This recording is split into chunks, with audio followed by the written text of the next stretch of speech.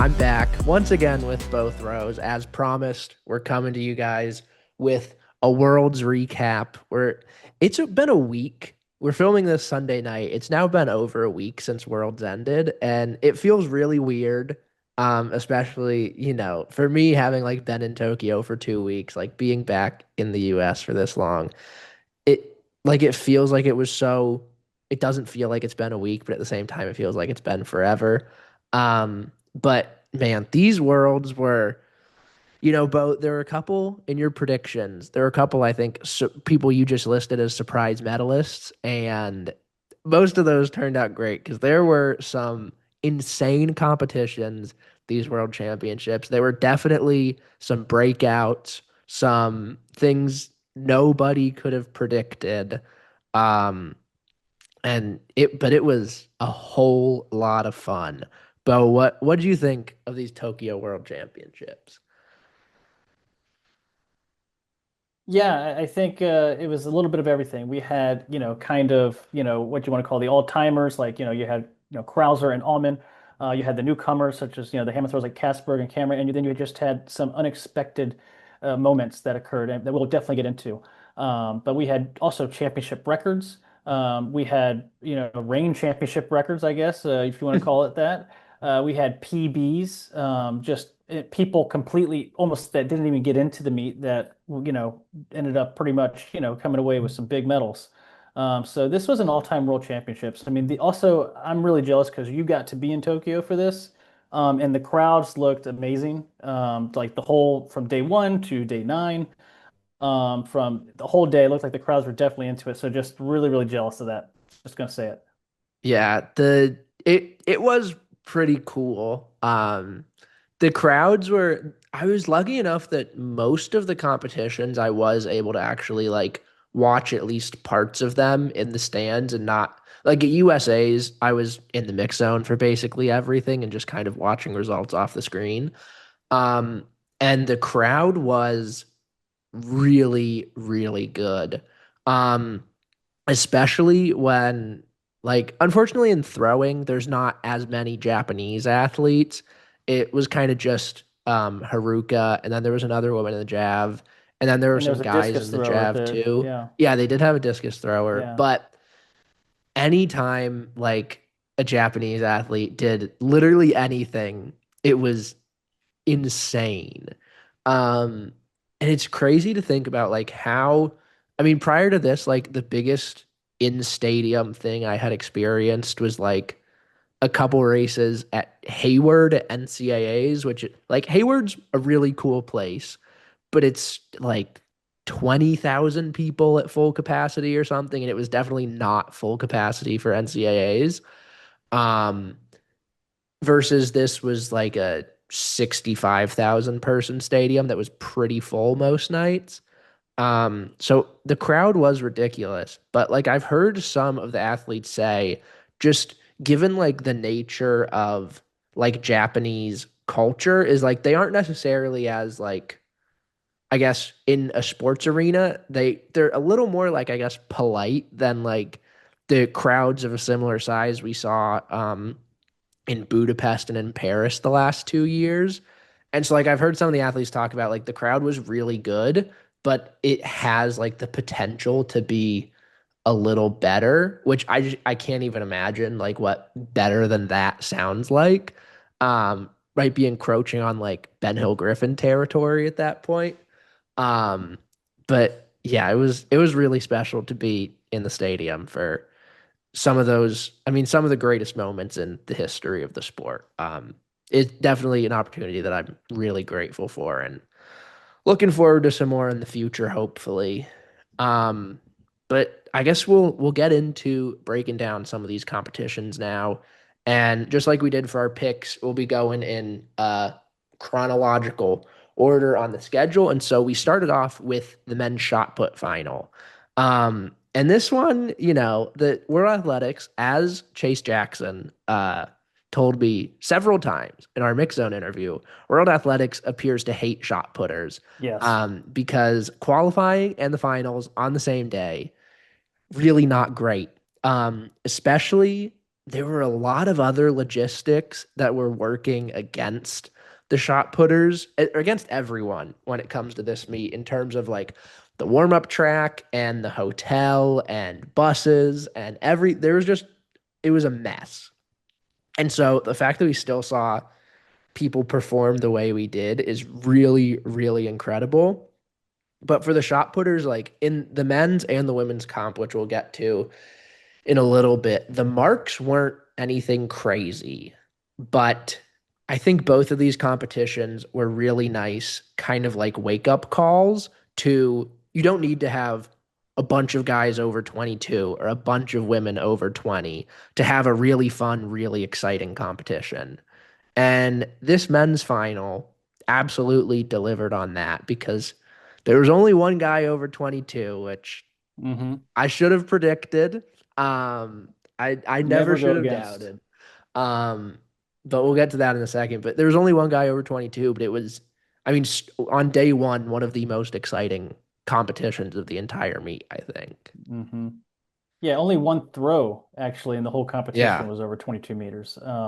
But I know, I remember we did our preview. One thing I wanted to see for the men's shot was how is Ryan Krauser going to look in qualifying? Because, we haven't seen him throw the whole year, and what he always does, it's genius, especially in a day where you want to use as little amount of Hmm. energy as possible in the morning, so you can come out late that evening and, just, go like hell. The qualifying was 21:35, I think was the automatic qualifier. And off the top of my head, I think he went 21:37, Yeah. which is basically 1 inch. He's Um, just, like when I saw that, I was like, okay, game on. yeah. That it's like he's okay. Yeah, that was kind of the warning sign that I was like, all right, he's because I mean, like, I think from what we've been seeing on his Instagram, like it seemed like he was in pretty good physical shape. Yeah. It's just technically he was maybe as undercooked as the greatest shot putter ever can be. Like he was saying after the competition, I think he was saying he could take no more than like 6 throws in a day, like 2 days a week or something, basically leading up to this competition. And I mean, all right, we're not gonna bury the lead anymore. Ryan Yeah. Krauser won world title number 3, his 5th global title in a row outdoors, 22:34 to take the win here in his season opener, in his only competition of Yeah. the season. What a season. Um, I mean, one for he has 100% world title rate in his 2025 season. Like that's got to be one of the best seasons ever. Yeah, I mean, when you talk about quality season, one for one coming out, although, I mean, how do you top that? I mean, 100% just, of meets over 22, 100% of meets winning world titles. Like yeah, I it don't just think that's shows been done out before. in September too. Just comes out 22:34. He took the lead early in terms of who, breaking down the competition. He went 21:99, which kind of held the lead. I mean, that would have won the whole meet, but Yeah. it was really in round five when he, put together as, best he could in some of the interviews he was talking with you. He went to the well a little bit and went 22:34, which really seemed to just, that was it. And what I thought was really funny, I think you mentioned in your interview, his very first throw, I think it was his first throw, he threw it and he thought it was big because Yeah. he doesn't know what a big throw feels like relative to what he's felt in the past. So he released it, and I remember whenever he knows there's a big throw, he can tell he pumps his fist, he does a little fist pump, and then it goes like 70 feet. And then I was like, oh, I don't know, like maybe he's in trouble. But he did mention it in one of your interviews, I think, about how he thought it was big, but it just only went 21, Yeah. only 21:41. But still, he was able to just stick with the plan and just become a world champ. Yeah. I mean, and like in the circle, it didn't really look like anything was super off. Like he wasn't going from like a static start or anything. He was doing I think we had seen earlier in the season he was experimenting with starting his right more in the middle of the circle, kind of Hmm. like what Offset like a little bit, Fabry yeah. or Tom Walsh do. He was doing that. I mean, there was definitely like a little something missing from like, the 23 mid shape we usually see him in, which like is to be expected, but it definitely did not look like this is a guy that was in his season opener. And the field was, not as good as it maybe could have been because obviously we did have Joe not make the U.S. team, and then unfortunately, which I hadn't heard anything about prior to qualifying, but Peyton Otterdahl, who Yeah. was my gold medal pick, he had messed up his elbow. I think he said it was after Zurich, so Yeah. between the Diamond League final Which is and just terrible Worlds. timing. Yeah, I mean, it really just kind of sucks to see that because like I had talked with him at USA's about how this season, like he was being very intentional about structuring like training cycles and getting fit at the right time. He was structuring that differently this year so he could be at his best at this moment. Um, but that's things just happen like that sometimes. I mean, we saw the same thing happen with Maggie Ewan on the women's side picking up. I think hers was before that, maybe before Brussels even Yeah. like two Diamond Leagues ago. She also went out in qualifying after just a really great start to the season. So the field was still obviously impressive. You have Leo Fabry, Tom Walsh, who I think he had a really good throw in qualifying. A couple other guys over 22, the U.S. champ Awatunde, Trip Pippery. But field doesn't matter. Season opener doesn't matter. Ryan Krauser he gets the job done. And like at this point, I mean, the blood clots in Budapest, the It I was guess elbow. I guess I think it was think the same elbow capsule he was dealing with in the Olympic year, I think. yeah, like think about it now, I Opened up at guess the trials and went almost, 23 meters. It's yeah. just like, I guess that was just like the baby elbow injury and then it got worse with him competing last year. But he's so freaking good. he's just undeniable. Yeah. First three-peat since Werner Gunther did it in late 80s, early 90s. He kind of did a three-peat there. But I mean, did it three different ways too, this three-peat. But yeah, the one thing, talking about Joe Kovacs not being here, that's one thing I was kind of putting out like right into is that like, man, Joe, I would have loved to see Joe in this competition coming off the Diamond League and but that's just how the sport goes. Yeah. Just unfortunately, didn't make the team.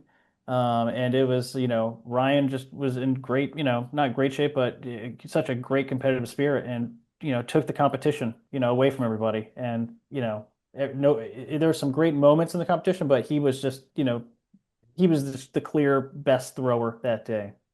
Yeah. And when you're talking about great moments, now I think it's time to start talking about the silver medalist, Uziel Munoz, who, I mean, I think he's made like a couple finals before. He's definitely Hmm. been on the world stage a few times, but he ends up taking silver for Mexico, which is, to the best of my knowledge, their first global throwing medal in I any think it event. is.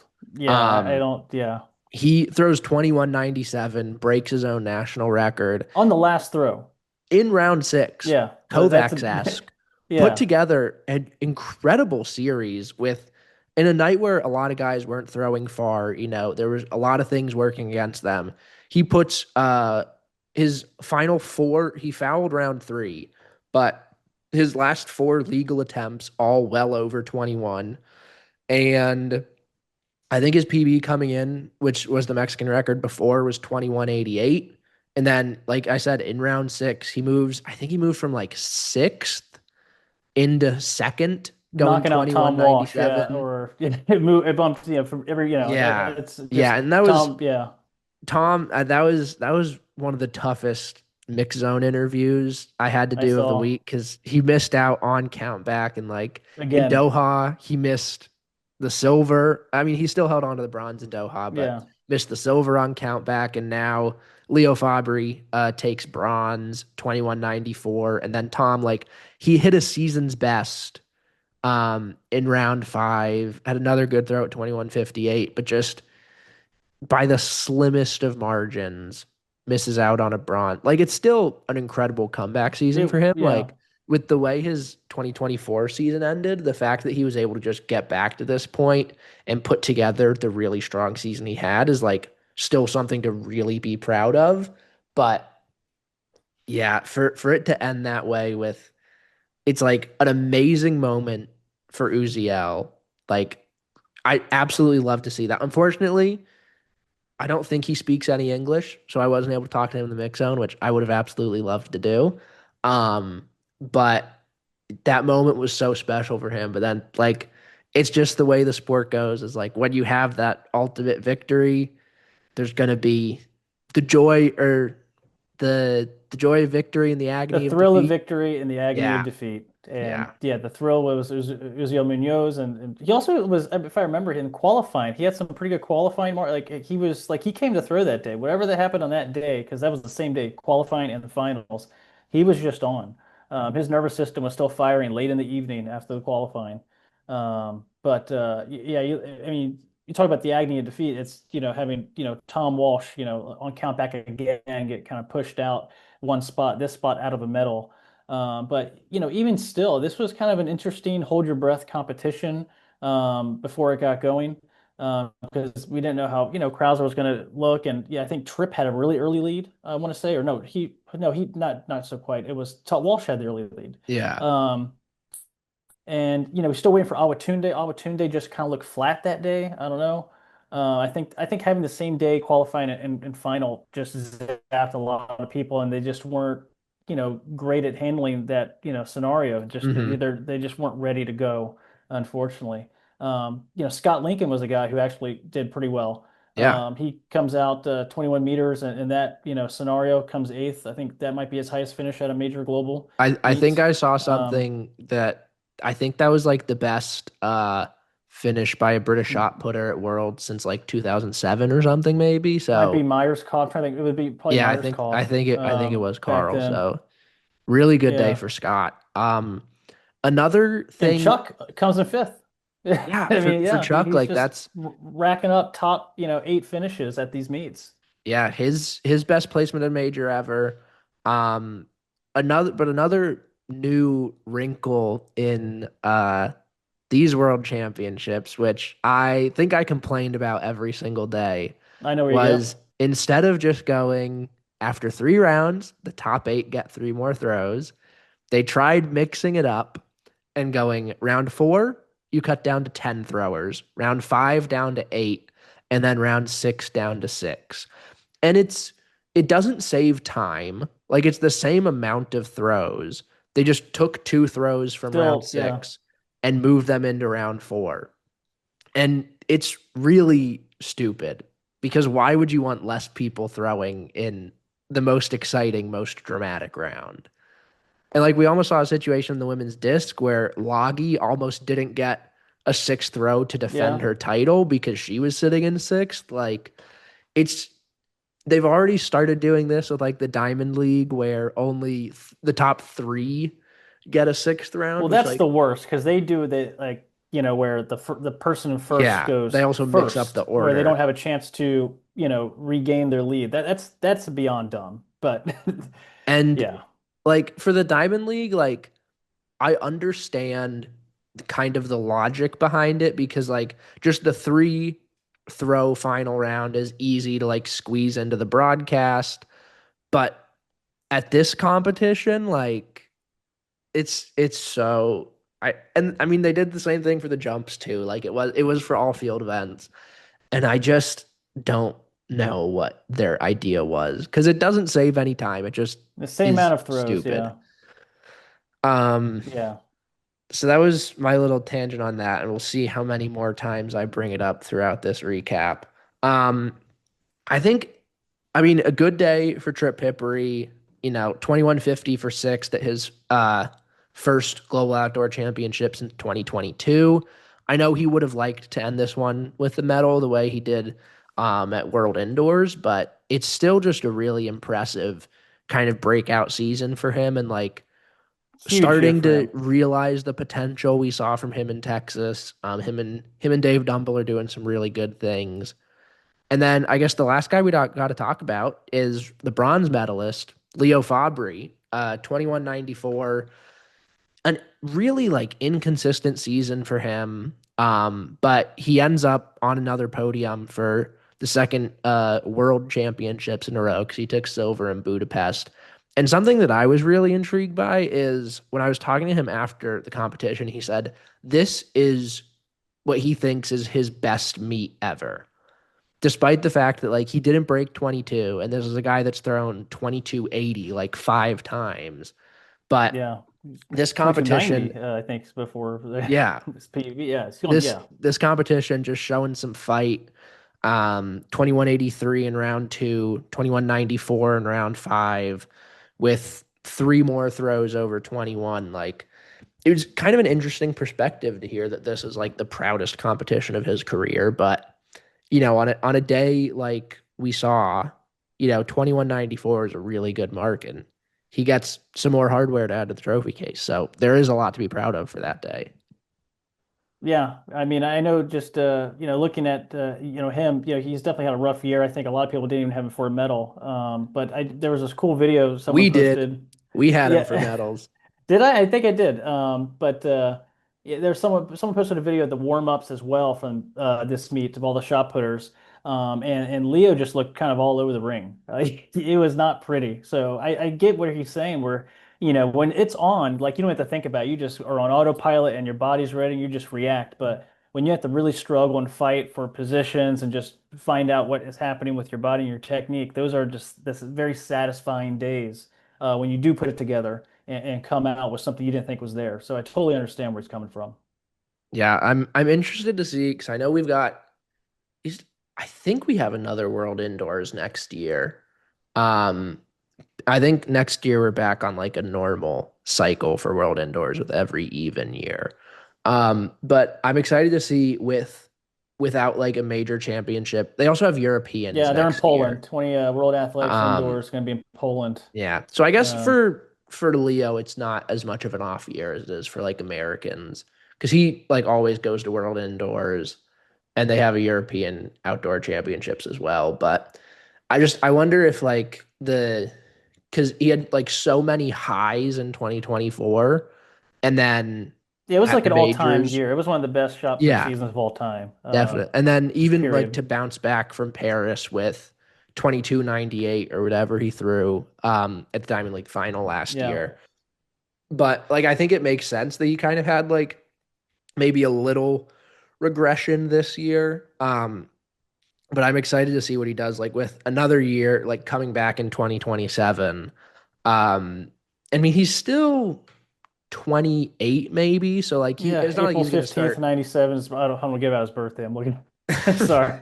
it's not like he's gonna start declining Yeah. anytime soon. So like when Beijing rolls around, like I'm gonna be very excited to see kind of if he'll be able to find some more consistency and really like get to that level that we see like Joe and Ryan at now. And it's not necessarily like a flash in the pan every couple months, and we'll be able to see, a more consistent, like one of the greatest throwers ever.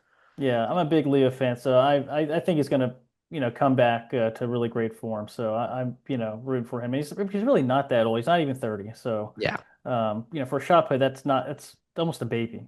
But yeah. Yeah, so now we'll move into women's discus now on day two, and it finally happened. Val finally got her world title She throwing strikes gold. She struck gold. 69.48.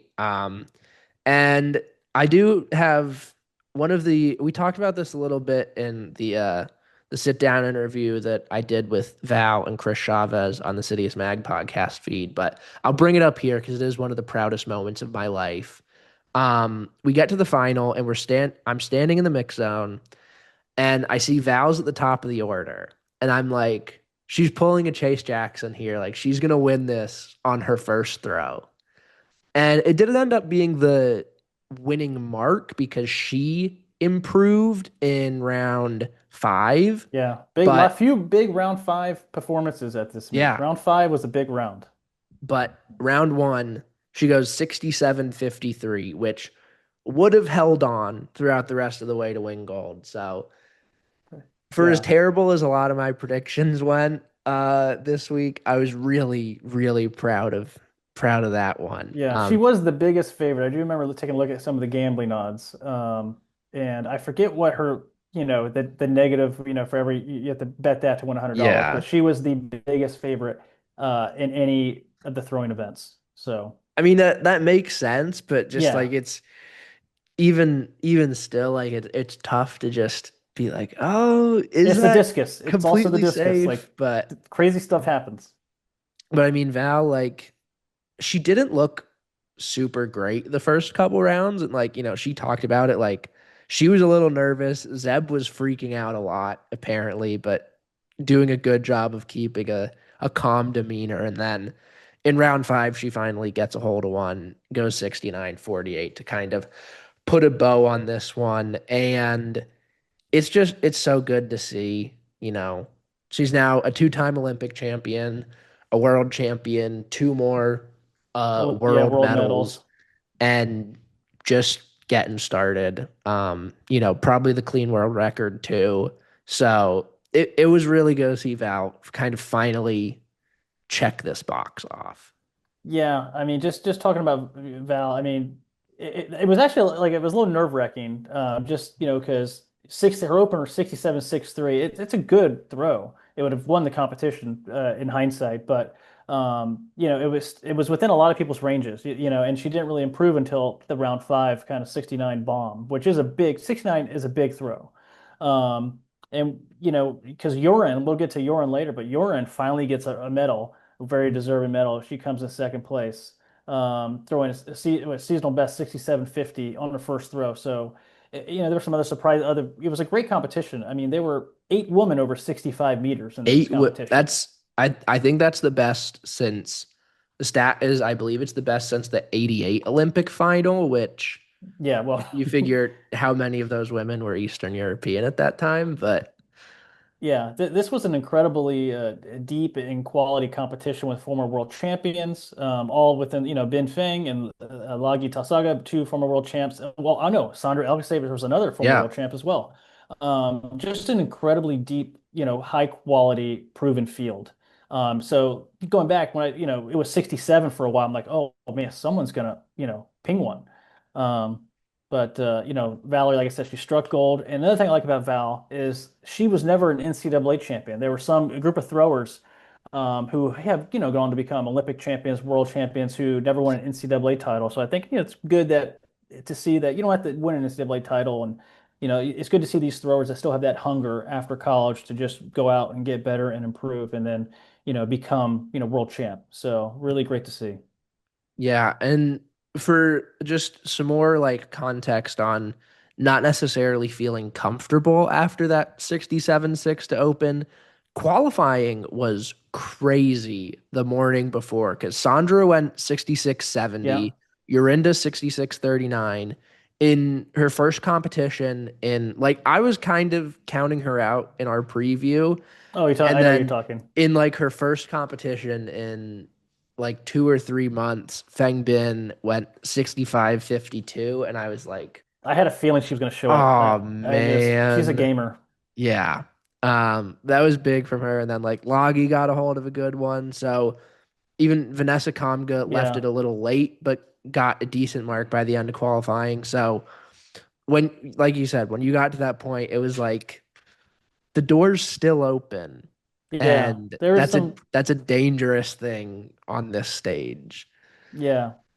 You don't want to leave the door open in the discus. That's one thing we'll talk about in the other discus later, but the discus is not an event you want to leave the door open. Yeah. Um, so Yeah. I mean, so full kudos to Val for getting the job done, even with some tense moments in there through the first couple rounds. But ultimately, she adds another gold to her collection. First world title in the same ring. She won her first Olympic title, which was very, very special to watch. And in silver, it's finally Yorinda's time, going 67-50. Also, first throw, best throw. mhm. And I want to say I have a lot of respect for Yorinda because her fifth round throw, 29-88. And Oh, she didn't scratch that one. So God that bless her. takes I mean, some that's self-confidence to leave that one on the board. Um, but for Yorinda, like it's a great mark. Like that's one of the best. Obviously, she has that not the 29 70 meter mark. That's not and a great 20. mark, but Yeah.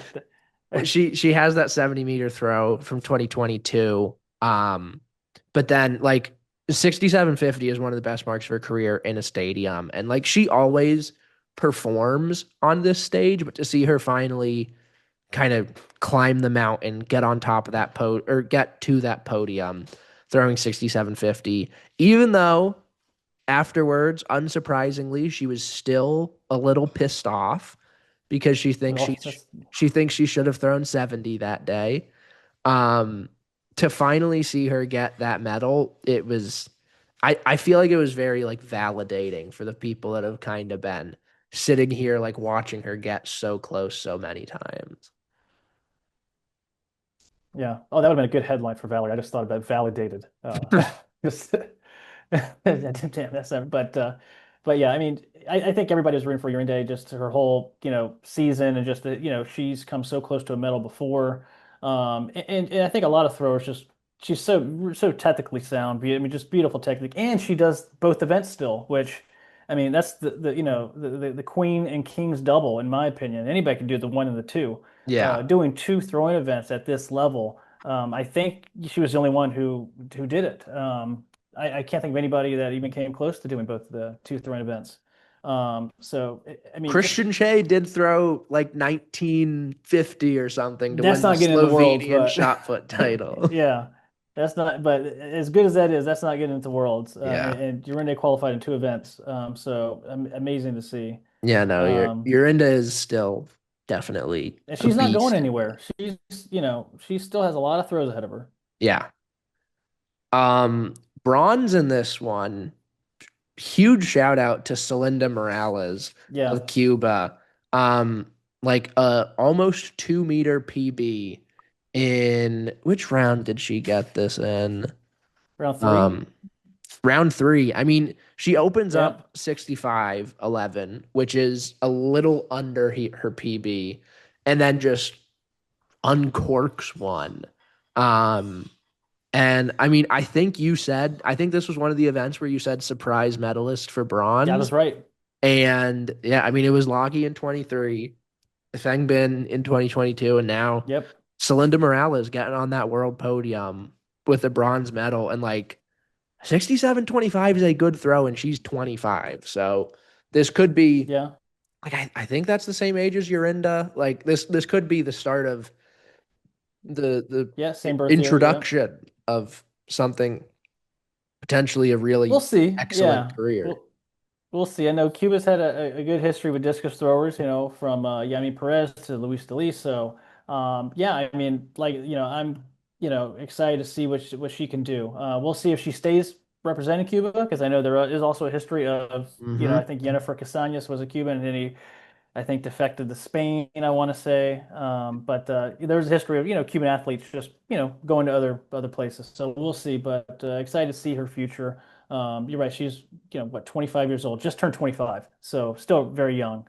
Yeah. I mean, so I just looked, she was 11th in Budapest, but then didn't make the final in Eugene or Paris. So, like, she's very Hmm. new to this kind of stage. And I mean, we saw something similar in the men's competition with a Cuban thrower producing a really good mark to finish really high. And yeah, I think this was just a really big moment for her and kind of capitalizing off this opportunity where like 67-25 is a good or like obviously a really good throw to medal, but it's not anything that's like out of reach of a lot of the women in this field. So if there was like an opportunity for someone to have a good day like this, and I mean she stepped up to the plate when the opportunity presented itself. So big kudos to Celinda Morales. Vanessa Comga took You fourth called it. in You were the one big on Comga. You were, I part of you were Comga crew in the and preview. that was before I talked to her in the mix zone, and she's a really amazing person. So now I feel even better about that. But yeah, I mean, she just like kind of squeaked into the final, needed a good third round in qualifying to make it in. And then in round six, 66-61, almost a meter on to her Swedish national Yeah, record. never bet against the Swedes at the World Champs. That's one thing I think I'm going to go into the next one with. Yeah, I definitely am going to keep that in mind for Beijing. But I mean, Vanessa finishes fourth. She was fifth in Paris last year, and she's starting to become the Maddie Weshy of women's discus. Because like last year in Paris, I think she put together maybe the third best throw of her life in qualifying, and then PB'd in the final. And Yeah. then this year, she had three of the four best throws of her career in this final. Um, and she's 26 maybe. Yeah. So Oh, there's definitely, yeah. Turns 27 in a few months. Still pretty yeah, young. I mean, there's that's there's that's a great definitely age. opportunity for her to continue kind of growing in comfortability on this stage. And I think there's some really exciting stuff in Vanessa's future, but this was a huge mark.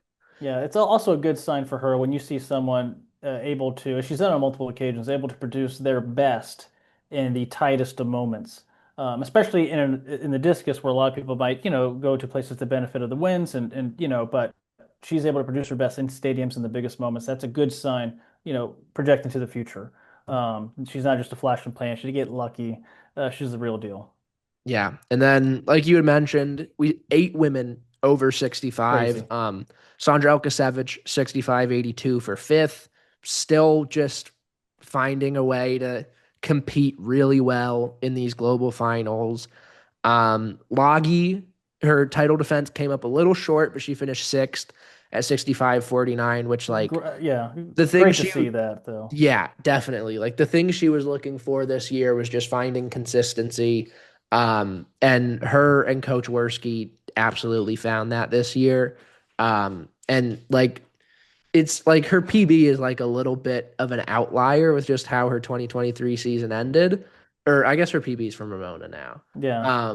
But those kind of like outstanding marks are like nice to look at, but like 65.49 in a stadium in this kind of pressure cooker when she has that like gold bib, that's a really good mark for her. And it was really exciting to see, her I know she would have liked a medal, but Oh yeah, sixth of course. Who throwing would? 65 mid is there's And a she lot. opened with a bet. She opened at 57, Yeah. which isn't a good mark for her. So to see her, turn it around and just fight, which she's done all year, she's fought.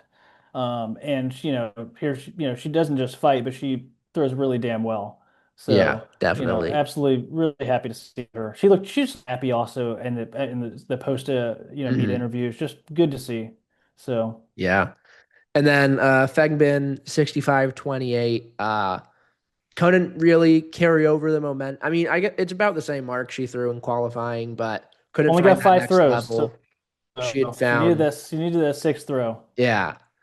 And then it was Shanice Craft rounding out the 65-meter octet going 65.21 for a really solid finish for her at a world championship. Moving Hmm. to Yeah, women's just a hammer now. Um, oof.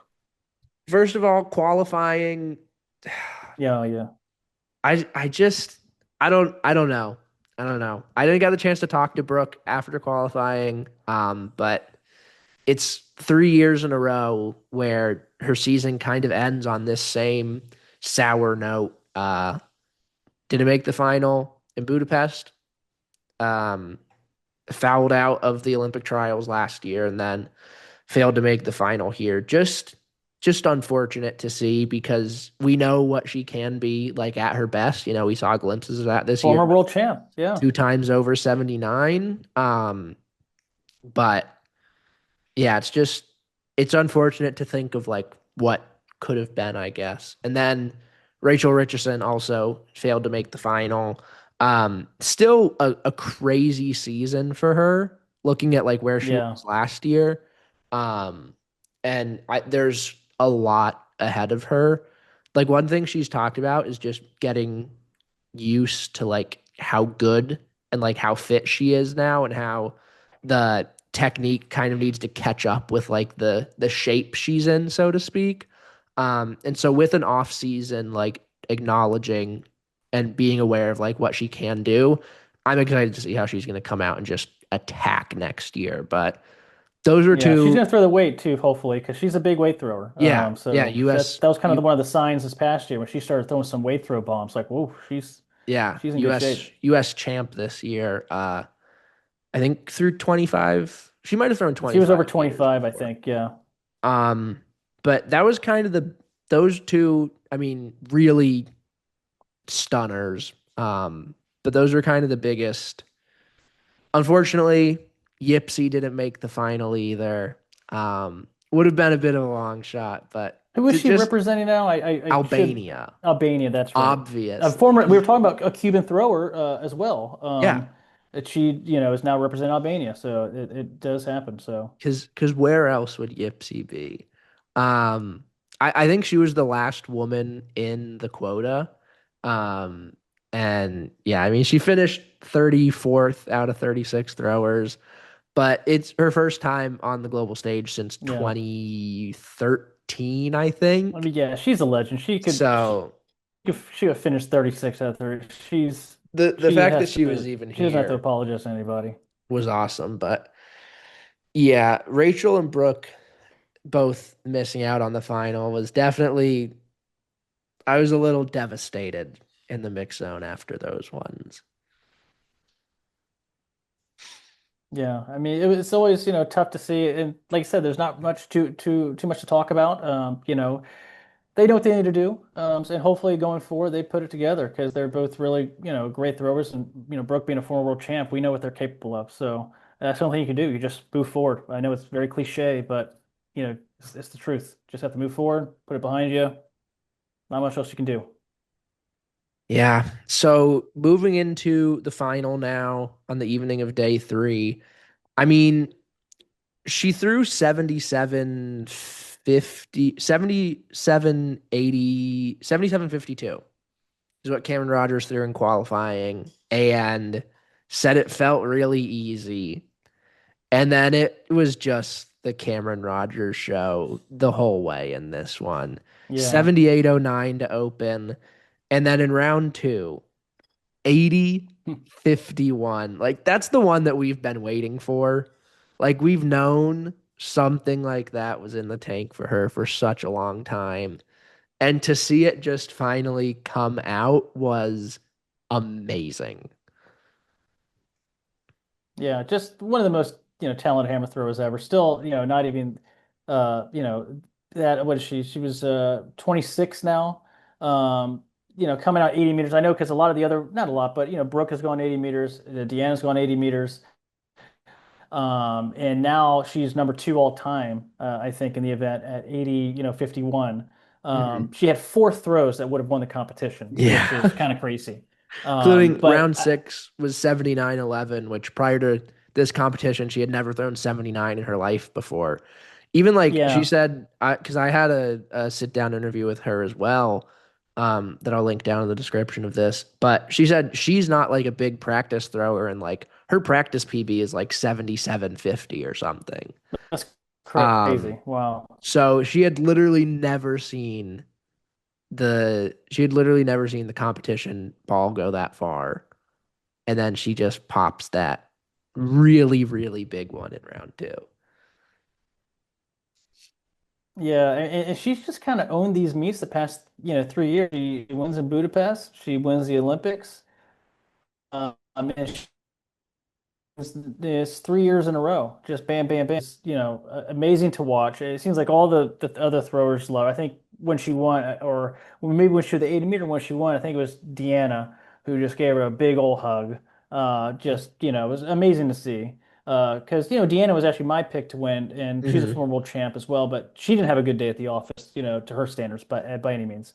But it was great to see her even still embrace Cameron and just, I think it's a respect thing. I mean, you see what Camryn's done. It's just amazing. And I know we're going to get to it later, but she's going to have to continue this streak because the Chinese women are coming and they're young. I mean, Yeah. a little almost too young. It's like, how is this happening? So Yeah. I mean, so for Cameron, on the point about Deanna, she said that when the mark came up and she had thrown 80, like the first person that talked to her was Deanna. And Deanna was like, "You did it. All right, lock in. You have four throws left." She knows. And She's been there. Yeah. and then Anita came over to her and said, "Welcome to the 80-meter club." Yeah, we'll get to 82. Let me know. Um, yeah, get to like a shade under 83 and then we'll Yeah. talk. But yeah, I mean it was just such a cool moment to see, and like a talking point that I think I've said a lot this year is like, oh, well, like on a good day, like Brooke is the best hammer thrower in the world. It's just Camryn has good days more often. So she's like, it's like the like best versus greatest distinction or whatever. But it's nice that this throw kind of shut that discourse down. And it's like, all right, Camryn is the best. She is the most clutch. She has the best, like, I don't think Anita's gonna throw 82 again anytime soon. Um, Well, no, not Anita. so I think it's safe to say she has like the highest ceiling of any active thrower.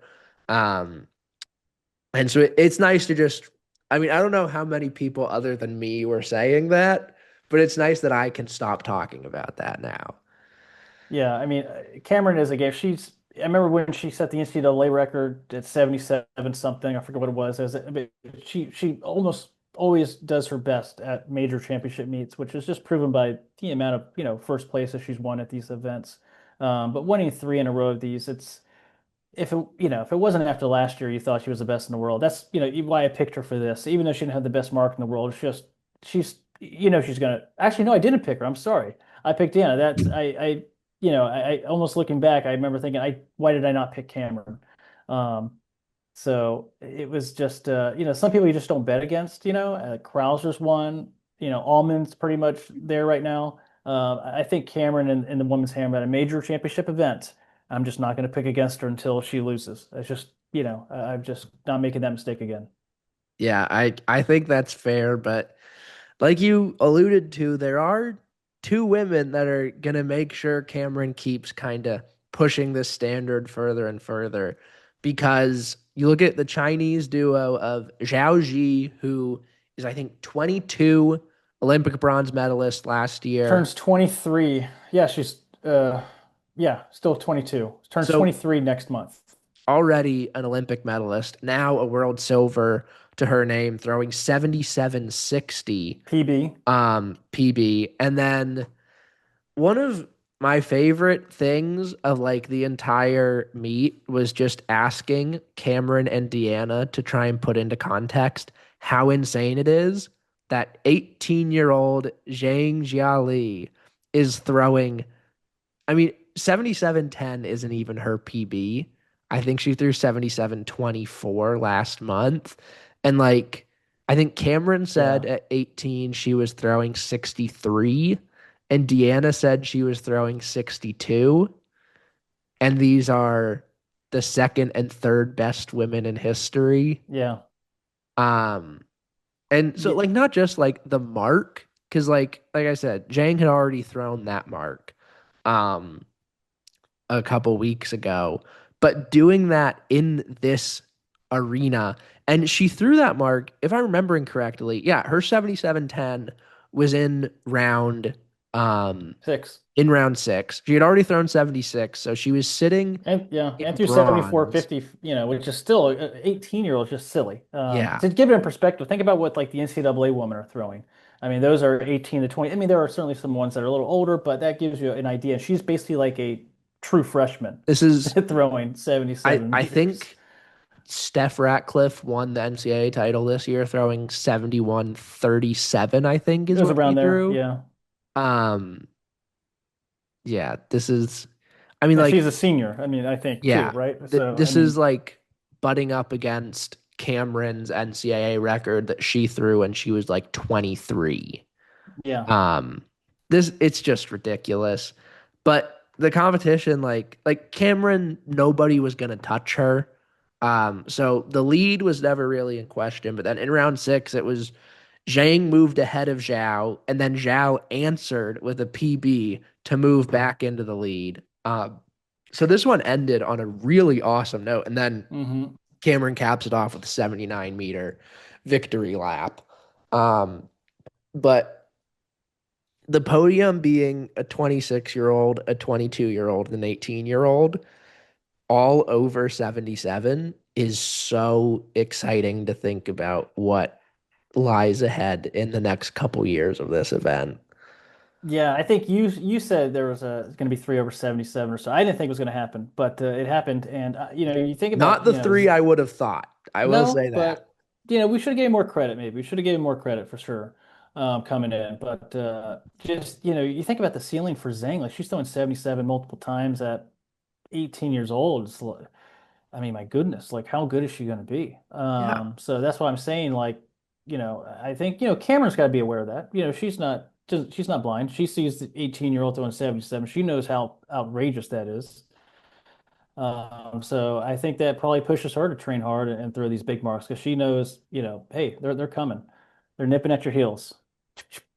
Yeah. And then, I mean, it extends Celia Kosonen fourth at 75-28. I think she's Yeah. 23. Um, so the Mm-hmm. youth movement But and 22 still, I think. 22. Yeah, I think she turns 23 in December. It's it's a lot of the same like Yeah. stuff we're seeing in the men's hammer where there's just this like rapidly rising youth movement is it's even more like exacerbated in the women's side because of how young the event itself is. Um, but like these babies, I mean, I'm calling them, I'm 21, so not really to me, but in the landscape of throwing, like these very young athletes are cementing themselves as some of the best in history. And it's really, real. It's also cool because you're seeing like the contrast between them. And then in sixth place, you had Anita Vladarchik, who's just the goat of all goats in this event. Yeah. Still a Um, stud, coming in six at 40 years old. Still throwing What can you 74 say? mid. And I think she only talked to Polish media, but I think she was like not certain about whether she'd make it to Beijing, but it definitely sounded like she was gonna be in Beijing. Is I think what I had seen some people talking about. So that's good because I don't want to live in an Anita Vladarchik-less world yet. Um, and then Deanna It's gonna, taking fifth, gonna 75-10. Obviously, like the season she had put together, the last time we saw her, she threw 78-50 at USA's. Maybe you'd be hoping for more, but like I think she gave really good kind of perspective on it when I was talking to her after the competition, where just thinking about like where she was last year, where I think she finished 11th in the Olympic final. And then she also said this year she's lost like 35 pounds because she yeah, like she's her looked more blood way more her fit. She's looked really fit. Yeah. yeah, because she was saying like her blood pressure was getting like there were like health complications coming in at the start of this year. Mm-hmm. Um and it's like her target weight, I think she said is 215, which she's still working kind of down towards. But like those physical changes when she's been throwing for such a long time in this body that she's gotten like very used to, and then completely throwing a wrench in that, like there is kind of like technical adjustments you assume have to be made there. So, she's still got, like we've seen with Anita and Yipsy, like you can throw up until and beyond 40 and still put out really good marks. And Yeah. Deanna's 33, maybe 32. Um, 32. Yeah. Just yeah, turned so like she's 32 a few months ago. definitely, And like you're saying, this was a bad day. Yeah. And yeah, she came in fifth, right? yeah, Fifth in the world on a bad day. So definitely still like going to be in the mix by the time Beijing rolls around. And if the like factor in this competition was just like being not used to being in this kind of shape in this body, I guess. If you want to phrase it that way, like when she gets more comfortable, I'm really excited to see what and like she's proven she can do it before. Like we saw what happened in 2019. We saw she medaled in Eugene, I think.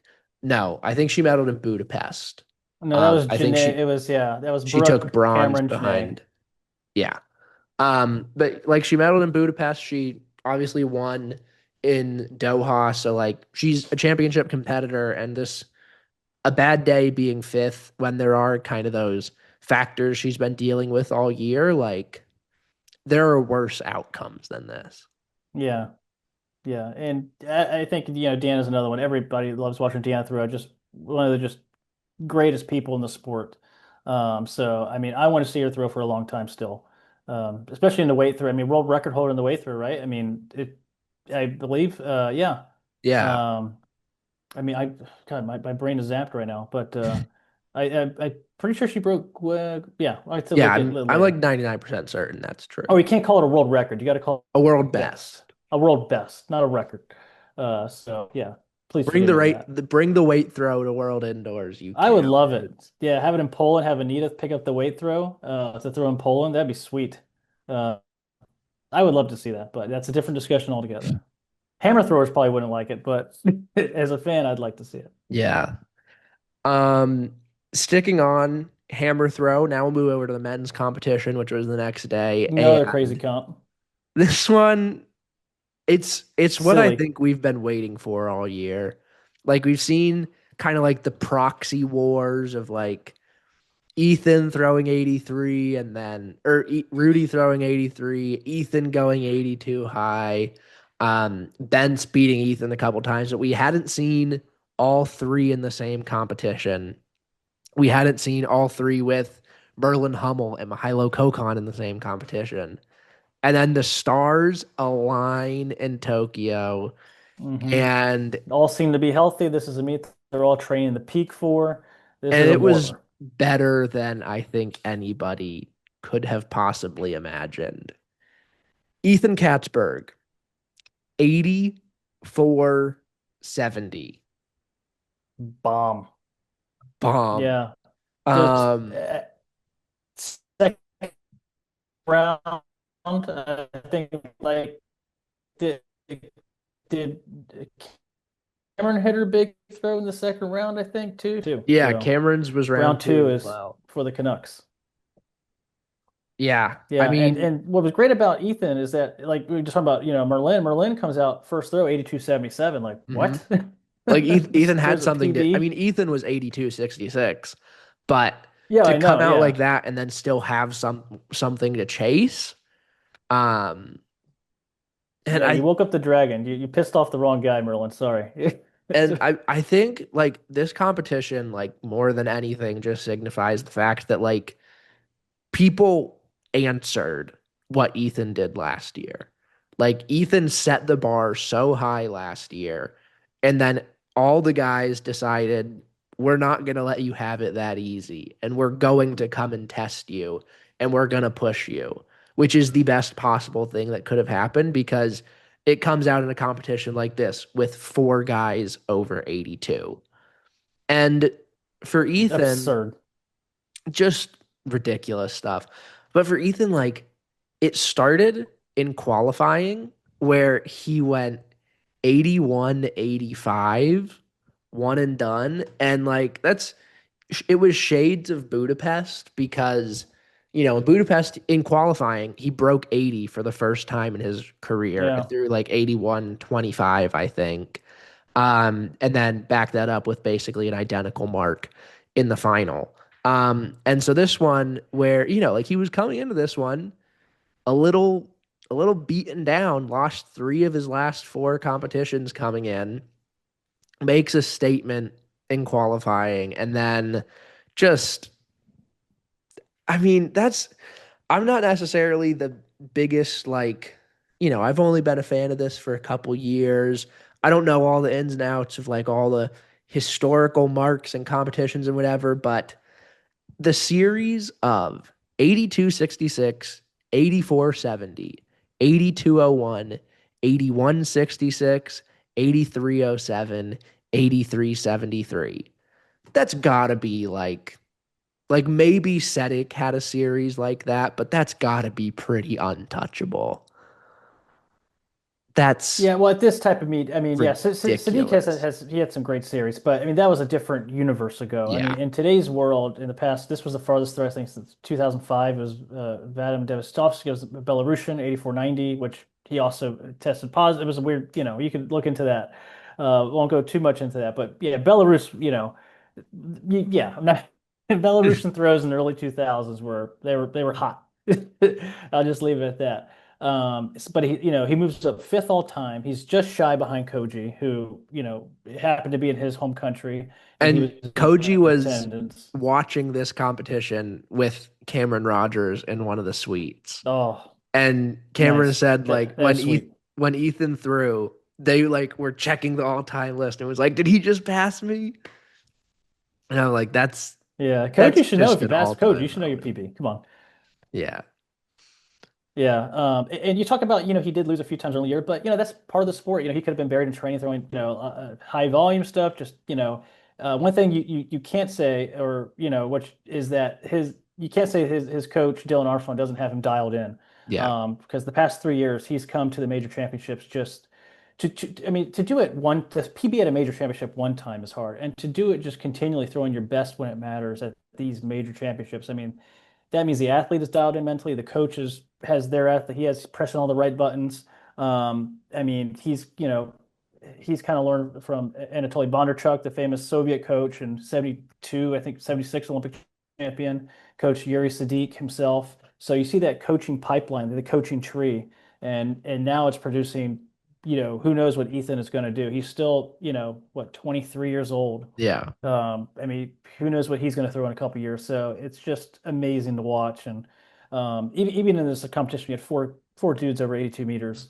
Ethan just still 84 70, just championship record. I mean, that's a big deal too.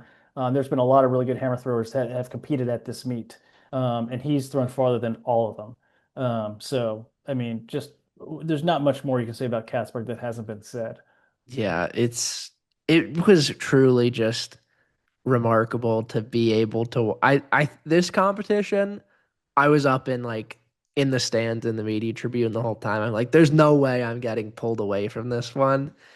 And four guys over 82 just like doesn't feel real. And like you expected Ethan to be there. At this point, you expected Bence to be there. You were like, maybe Rudy will get there on a good day. But Merlin Hummel opens up with a meter and a half PB, like you said, in round one, going 82.77. And then had another throw over 82, throwing Yeah. 82.14 in round four. The entire podium, um, so was it ended up being Ethan took gold, Merlin Hummel, silver, Hmm. 82.77, and then Ben Salash, bronze at only 82.69. Like he's Yeah. slacking Terrible so throw. hard Yeah. there. But you look at the podium, they had, let's see, 14 legal throws, um, four fouls among them, and every single one of their 14 legal throws was over 80. Like, and then you have Mihailo Kokon finish fourth, add in an 82.02 meter fifth round effort in there. So 15 total throws over 80. Yeah. Um, And poor Kokon getting fourth with 82. That's just, I wrote it yeah, down, just that's diabolical. That's that just is it is a little I mean, what do you heartbreaking. do? I mean, there's a PB. You can't go, any better than that. 82 meters historically is just, of course that's going to get a medal. And no, not today. Sorry, you got three other guys ahead of you. They went farther.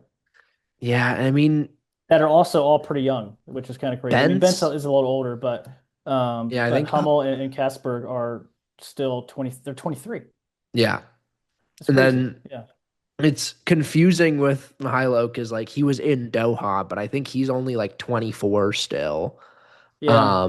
So it's like the same situation we're in with the women where we just know we're gonna get these matchups time and time again for the next decade and a half plus.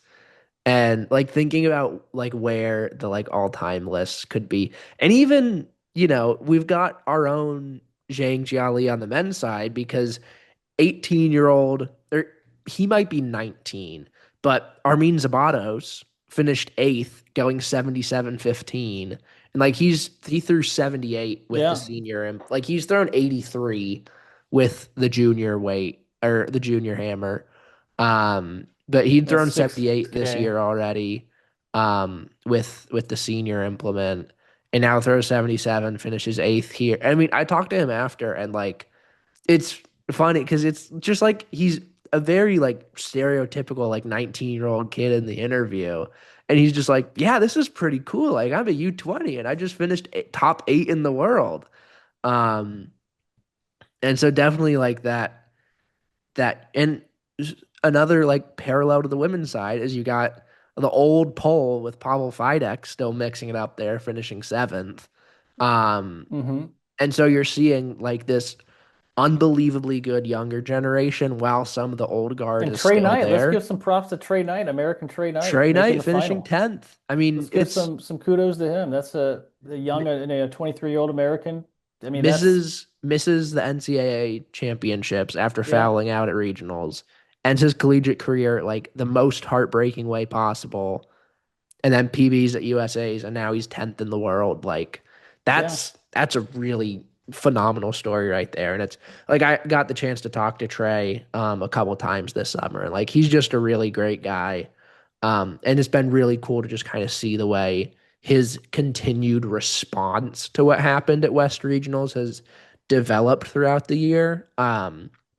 But yeah, just top to bottom, this competition just like I said, it's the one I think I'm pretty sure I said I was most excited for it I think in you our did. preview video, and I picked a good one because it lived up to the hype. Yeah, and also let's talk about Rudy finishing fifth. I know it's probably not what he wanted to, given his year. He had the best year for his career, I think, hands down. Yeah.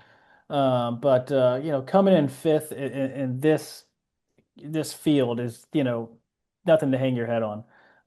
He throws 78, 52, which is it's he I think himself he said he's capable of more, certainly. But like I said, fifth in the world. I think this is his best finish at a global champs.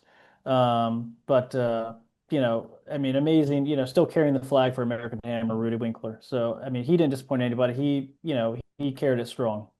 Yeah. I mean, I think like the place, I think the mark is probably for him like a little more frustrating than the place Yeah, because like he could have thrown 81-90 and still finished fifth. he could have gone 82. Yeah. And still finished fifth. Like it's I like finishing fifth behind these four guys. Like it would have taken a really good day to beat any of them, but and ultimately like that's the thing that matters. Like And he's you aren't beaten them gonna, before too. I mean, that's the thing. yeah, So he knows he can beat them, but today just wasn't in the cards.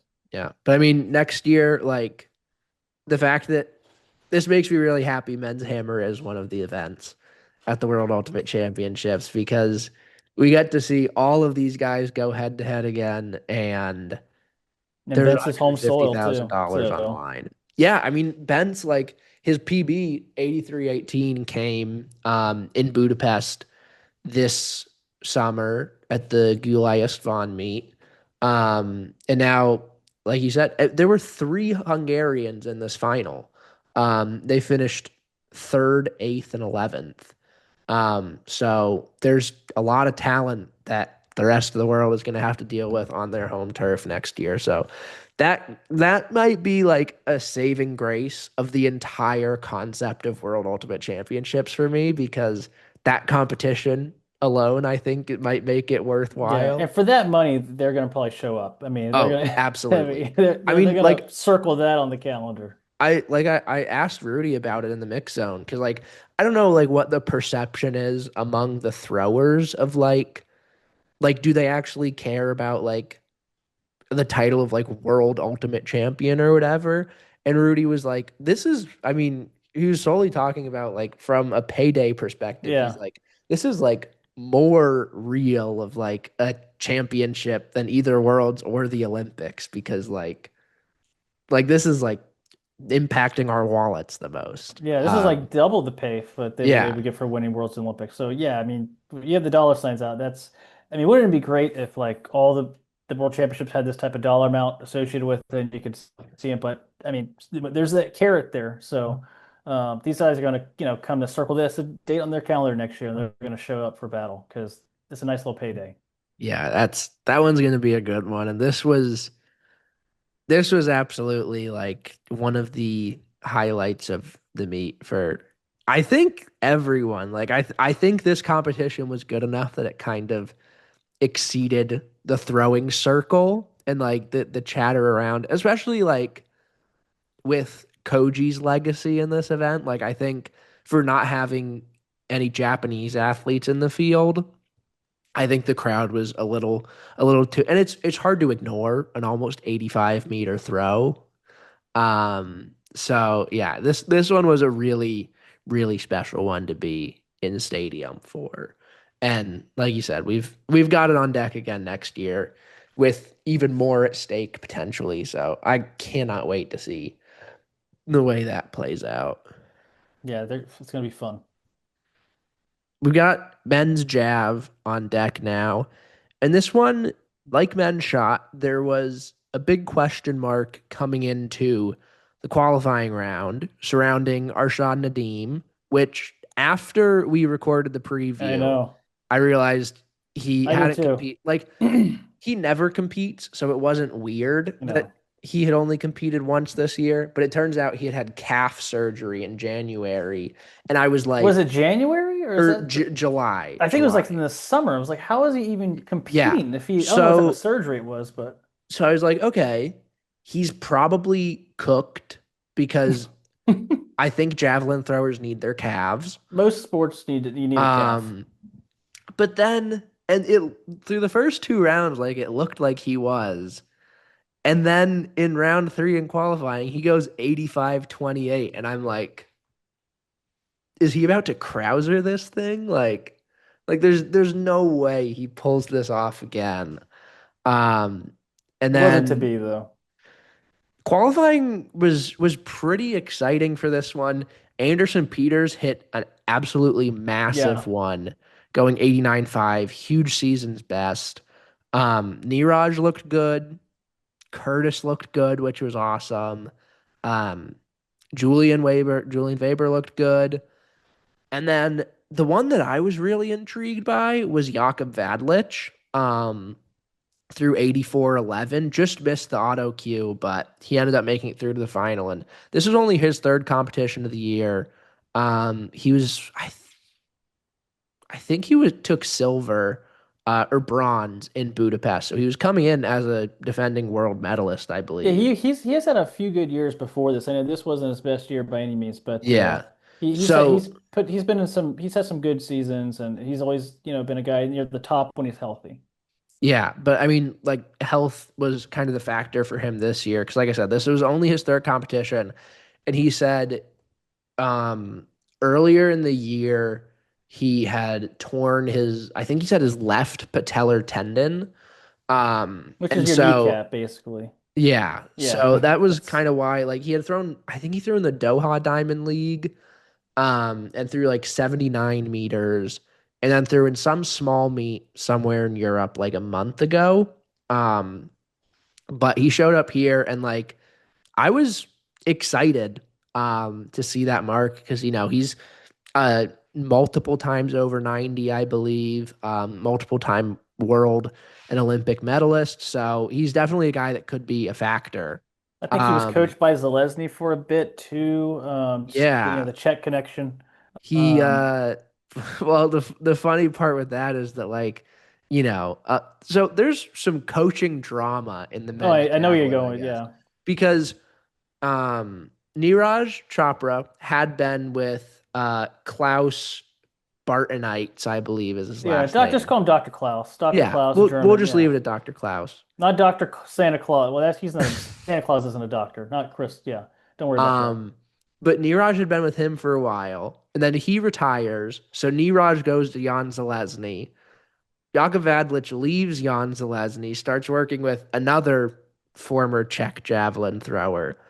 But then in the in like I'm watching the qualifying round, and I'm like, is that Klaus wearing like a Trinidad and Tobago jacket? Yeah, that's not Because a native Trinidad and Tobago.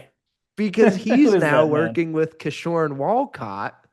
And like the reason that Niraj left him is because he was retiring. And then Kishorn Walcott just went and started working with him. And so I asked Kishorn about it. I'm like, is Klaus retired? And he was like, yes, he is retired. And from I kind coaching of just Raj, ask him but questions not retired from. sometimes and send him videos. And I'm like, okay. Um, so there's some interesting things going on in the world of men's javelin coaching. Um, but anyway, we Yeah, get to Indian the javelin Twitter. I will just say, Indian javelin. I feel like, India doesn't have a lot of athletes to root for, so they, behind Niraj for a big reason. He's an Olympic champion, world champion, and just some of the comments people were posting. I don't think they even know anything about sport, but they were saying he should have never left Klaus and this. I mean, they were just really going hard in these comments. I was reading them. I was like, oh my goodness, like if I was Niraj, I would not read any of these things. They really had this. They will go after you. Yeah. I mean, so we get to the final, and Niraj doesn't have the day I think a lot of us were expecting or hoping for. He finishes eighth, throwing 84.03, which it's his worst placement since 2018, I think. But Yeah. afterwards, He he had he had talked, a streak of being in the top two for several years. Yeah. yeah. But afterwards, he talked about he's been dealing with a back injury this year. And like, he only competed a couple times since like June. And he only threw like 84 in Zurich. So clearly it wasn't the same Neeraj Chopra that we've been accustomed to, which is really unfortunate for not just the competitive aspect, but also for the popularity of track and field. It's a good day when Neeraj Chopra throws well. Yeah. Most So Instagram followers, I think, of any track athlete right now. by Any active. several million. Yeah. Um, and so Neeraj finishes off the podium. Jakub Vadlich can't quite match what he found in qualifying. He finishes 11th. Julian Weber That gets was a surprise. just I I don't want to say people are cursed anymore because Valerie Allman got mad at me for saying she was cursed. Oh, Um, you said that about I would get mad at you too. Yeah. it's I my That's a little out of bounds. my thinking of it was that it was emphasizing that it wasn't really her fault because she's still been throwing really well. It's just that other people were having really good days. Anyway, she broke the curse now. I've learned, I'm growing. Um, but for Julian, like it's just once again the best season of his career, and he finishes fifth, throwing what is it, 86.11, 86-11. which Yeah, and a his series, decent yeah. mark, but his two competitions coming into this were 89 high and And they were very 91.57, recent I too, think. in high pressure situations, Diamond Yeah. League final, and like it's decent, but he didn't have a decent year. He had a great year coming in, and a lot of people were rooting for him to get his first global medal, and just didn't have it that day. And It was just flat. you could really see like as the competition was going on, like every throw as he could just see like that metal continuing to like slip a little further out of his grasp, like you could tell it was like really kind of weighing on him.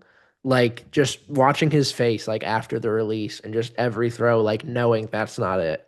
And it's a That's very not rainy it. Like, final too, if I remember. It was a very rainy. The rain started to come down in the final, did it not? The yeah, yeah. It was there were only a I think for Tokyo in September, the fact that we only had like 2 nights with rain was pretty lucky. Um Obviously, I'm sure everyone watching this at this Not point everybody would say knows that. what happened. Yeah. One of those 2 nights we had some rain.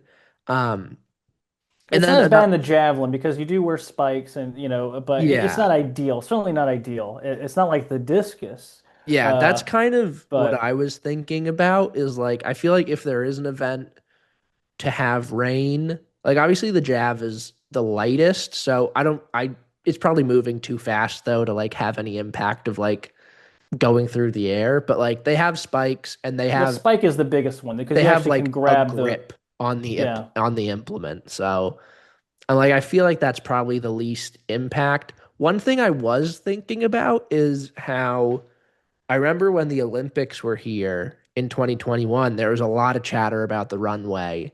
And like that kind of, started to like spell the beginning of the end for Johannes Vetter, unfortunately.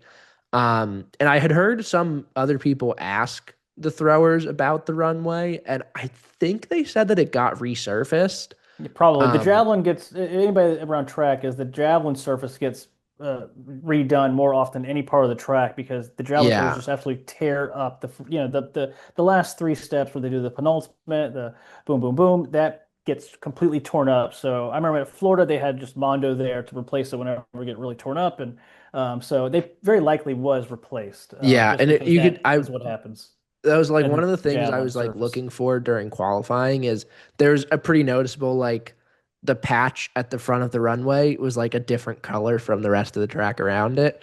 Yeah. So any issues that they did have during the Olympics, I think were kind of shored up in this one, and a lot of the athletes had good things to say.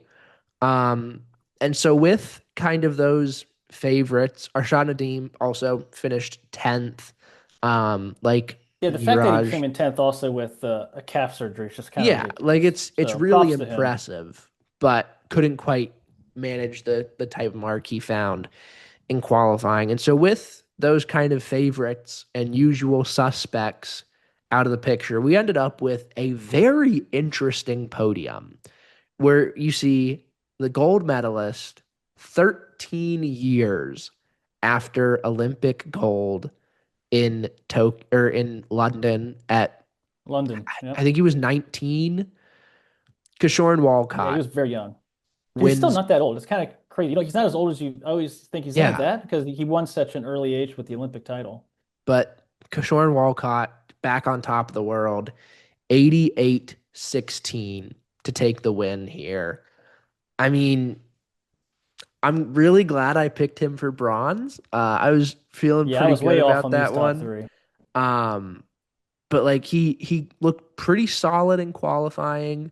Not a great start. He goes 81-22 in round one, but then 87-83 in round two, and then built off that in the later rounds. So Yeah. good to see a guy that like this is his first. He medaled in Rio as well, but like he had never medaled at a world championship before. Um, and so seeing him kind of come out on top here, not just with a medal, but returning to the top of that gold podium over a decade after the first time he won one, like that I wonder like what is the longest between global titles number one and number two for any thrower. Oh, Cause global title. That's a good question. like to like not just a I know we're medal, talking medals. John, yeah. like the fact A that title. Well, he Outorder had a. I'm trying to think. Outorder did it at 12 years, I guess, right? Or yeah, it just but I'm trying to from the think of Olympics. like not someone who like won a bunch in between. Like they were at the top and then it took them that long to get back to the top. So, cause like to be there, win that young, and then still like kind of hang around, but like in like 2021, 2 and 3, like it kind of looked like he might have been falling off. Yeah. And then fully just find his form again this time out. Like it's truly so impressive that he's still like found the, I guess, kind of will to keep uh going on, Dr. keep at it. Klaus And started working. I'm telling you, it's the Dr. Klaus effect, maybe. yeah, we'll see who he retires and starts coaching next. Yeah, it was a great Um, retirement. So, but yeah, for Kishore, just so cool to see him come out on top of this field and win another global title. then let's move to second place. I mean, this is, I should have given Anderson Peters more credit because this is his third global, world title medal, not world, Yeah. well, world championships medal, with two previous golds. And yeah, he knows how to, come ready for this meet and throw far. So I should have, given, Anderson Peters a little more credit coming into this meet. Yeah, and like he has a track record at this meet, but I don't think it's outlandish that like we kind of had our reservations about him coming into this one because like I think he had thrown like 85 early in the season, but hadn't really come close to that in the weeks leading up to it. But then, like I said, he hits that huge one in qualifying. And like Yeah, that the was fun surprising. the funny thing about that one is I was in the mix zone during javelin qualifying, and I wasn't really like watching or even like paying attention to the results. And then I see Anderson start walking through, and I'm like, oh, okay, let's see what Anderson did. And I'm like, oh, his second throw, he went 89.5. And I Yeah, like had to like a that's big. second to process that and then look up and be like, Anderson, you got a second? So Should have saved it for the final. I mean, he threw too far yeah, in the qualifying. I mean, he pulled it out. He managed a decent throw in the final. Oh, 87.38 it's in round certainly, yeah. two. Another one over 86, Yeah. another one over 84. Like it's once Two again, over as 84 we've as well. seen Yeah. Now that, as we've yeah. seen him do time and time again, his best day of the season at the biggest meet of the season. Um, and just great to see, and especially like for Trinidad and for Granada to get on the same podium. Like those guys, just it was really special to kind of see that, and then it extended to Curtis Yeah. getting bronze. The the Curtis Mississippi State Thompson, teammate, fellow Bulldog, him and Anderson Peters. Jav you for sure, Yeah. and Curtis Thompson being a world bronze medalist. It's been like a week and a half now, and I still don't think that's fully like settled in how We awesome that is talked to if it could say. happen. We did talk that it could happen. Uh, you know, the courage to pick him as a medalist, I think. But I really is so thrilled to see him come through. He was the first American, male to medal in this event since Bro Greer 2007, when that meet was in Osaka, so in Japan as well. And he does it, what, the opening throw, right? Curtis hits it on the Yeah, opening his throw. first one, best one. Um, round one Like bar, that's how you do it. Have the he field was come get leading you. for a second, and I'm like, an American man is currently leading the world javelin final. Like, what world are we Damn right, living? Curtis. A great world. And this is also an all America's medal stand. We had, North America, South America, no European. The last was the top three, I think, where you had in Asian kind of with Pakistan and India. So Yeah, I don't think this has ever happened where you had an all America's medal stand yeah. at this event. I mean, I think last year was the first global podium with no Europeans ever. So this has got to Yeah, be the first all Americas one. And go Americas. yeah, I mean it's just so cool. Like I asked Kishorn about this in the mix zone. Like this is a podium that a decade ago would have seemed completely infeasible. Like there's no way that you could have not just like no Europeans on it, but like the people that you like two Caribbean nations represented and the US. Like that is truly insane. Yeah, And it's so cool to just see like how it was. I think this final had 11 guys or 12 guys from 11 countries. yeah, and Um, Neeraj's Indian teammate comes in fourth. yeah, and that Yadav. I was mean, that was like that a kind meter of PB surprise. for Yeah, him. yeah. Um, but yeah, I mean for Curtis, like we've this season, like he had thrown 87 like before. I think Texas in relays. He went big. 2023 he had thrown 87 before. But this year, like not just getting the big one early, but then good momentum at USA's, Hmm. matching that at NACAX, and then getting the big Q in qualifying. I'm like going into the final, I think felt better about his chances than I did going into like coming into the meet Yeah, because just that qualifying round can be such a question mark. yeah. Well, you knew Um, Nadeem was pretty much qualifying. You knew it was not the same guy coming in. So I think yeah, at qualifying, you knew Nadeem was probably not going to medal. I thought so. I don't have to. Him throwing 74. That's not our shot, Nadeem. That's in the yeah, calf surgery. So yeah. But I mean, this whole podium, it was just really, really fun to see this collection of guys get on and all really great guys. I got the chance to talk to all of them in the mix zone. Um, and yeah, it's just just a good day, I think, for like the continuing like globalization of javelin is an awesome thing to see. Yeah. And this was just another day with a really good step towards it. Yeah, I mean, you look at this, this top 12, and we have basically every continent except for Antarctica represented. We have Australia, then we have South America, North America, Asia, Europe, Africa, There's and two um, Europeans in the men's javelin world final, and yeah, they I mean, this is finished the most ninth and international. 11th. Yeah, this is just an amazing, just broad international field, and the women's javelin as well. So the Yeah, javelin's got to be the most internet out of the throwing events, the most, in terms of just the countries that are representative in the geography of everything. It's kind of amazing, and I think it's great to see too. I think it's a great thing. So yeah, every continent except Antarctica. I don't know when Antarctica is going to put out a javelin thrower, but they're definitely slacking right now. it's So. only a matter of time, I Pick it up, think. polar bear. I don't know if polar bears is that they south. I don't know. I'm not gonna. They're a sleeping dragon in the world javelin throwing. Antarctica, better watch out. Yeah, Um, I guess we'll move on to women's shot now. this And was this, the event I was looking forward to the most coming in. yeah, and I mean it in a way like lived up to the hype. I mean, it all the factors we talked about for the men's Same day competition. qualifying and final. Not Yeah, ideal. they all transfer over to this one as well. And I mean, Chase basically said it in the mix zone interview I did with her, where she was like, if you don't like the marks in this competition, you can shut up.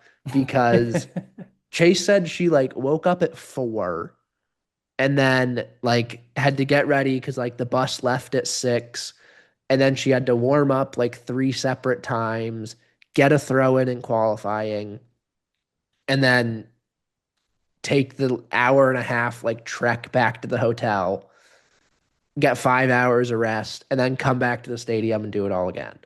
So it's a brutal day, and the fact that we still got the fact that we still got a 20-meter podium out of this Yeah, competition yeah. is so unbelievably impressive. Yeah, I mean, just I wrote a lot of notes on this one. It was just a very weird comp, and it's like, same day qualifying and finals. This was the only throwing event where they had to deal with this, and it's like the shot putters are also, by and large, I mean, they're the largest humans in the sport, and to fire up the central nervous system, to get warmed up, to compete, to deal with that stress, and to calm down, and to do restart that engine all over again. I mean, probably no other event is it's harder for than the shot putters. So I get what Chase was saying. That's a tough go um, to have to deal with it. Although you do have to deal with it, everybody does. It's just unfortunate because you could tell it took a while to you had these ladies get going. It was just they had to really dig deep because they were not ready to go firing just because I don't think there was any way to come out firing like this. Except if you're Maddie Weish because she just comes out firing. It doesn't matter. She's just gonna hit a PB at a major championship. That's just Maddie time. But like you said, we end up with three women over 20 meters, which is, I think, what we were kind of predicting. It would take 20 meters to medal, and they did. It took 6 rounds to do it, but it did happen. Um, so I mean, just looking at, we'll get into the competition, but this was an amazingly deep field, with led by kind of three women, Mitten, Jackson, and Schilder. Mitten looked like she kind of struggled with the day. She was consistent, but she was just consistently kind of under what she needed for the day. 1976, 1981, 1975, 1980, 1962. It's like they're good, but I think certainly she probably wanted more for herself too in this type of day. Yeah, I think like looking at the mark as a whole, like I think it's pretty I guess Maddie also had a 1990 in there. Um like Sarah had the most consistent day. Like you said, it just wasn't quite enough when we saw the like explosion in round 6 that we had. Yeah, But they don't give out medals for consistency in this sport, no, unfortunately. but round 1, like you said, Maddie Weshy comes out 2006, equals her PB. She broke the streak of doing this at World Indoors this year with just kind of an anomaly of a competition, but she's just has ice in her veins like no other. And just continues to wear that New Zealand flag in the shot put circle so well. Um, 2006 held as the lead for almost the entire competition. Yeah, Um, she's used to that too. That's like the Olympics, yeah, I holding it mean, to the final round.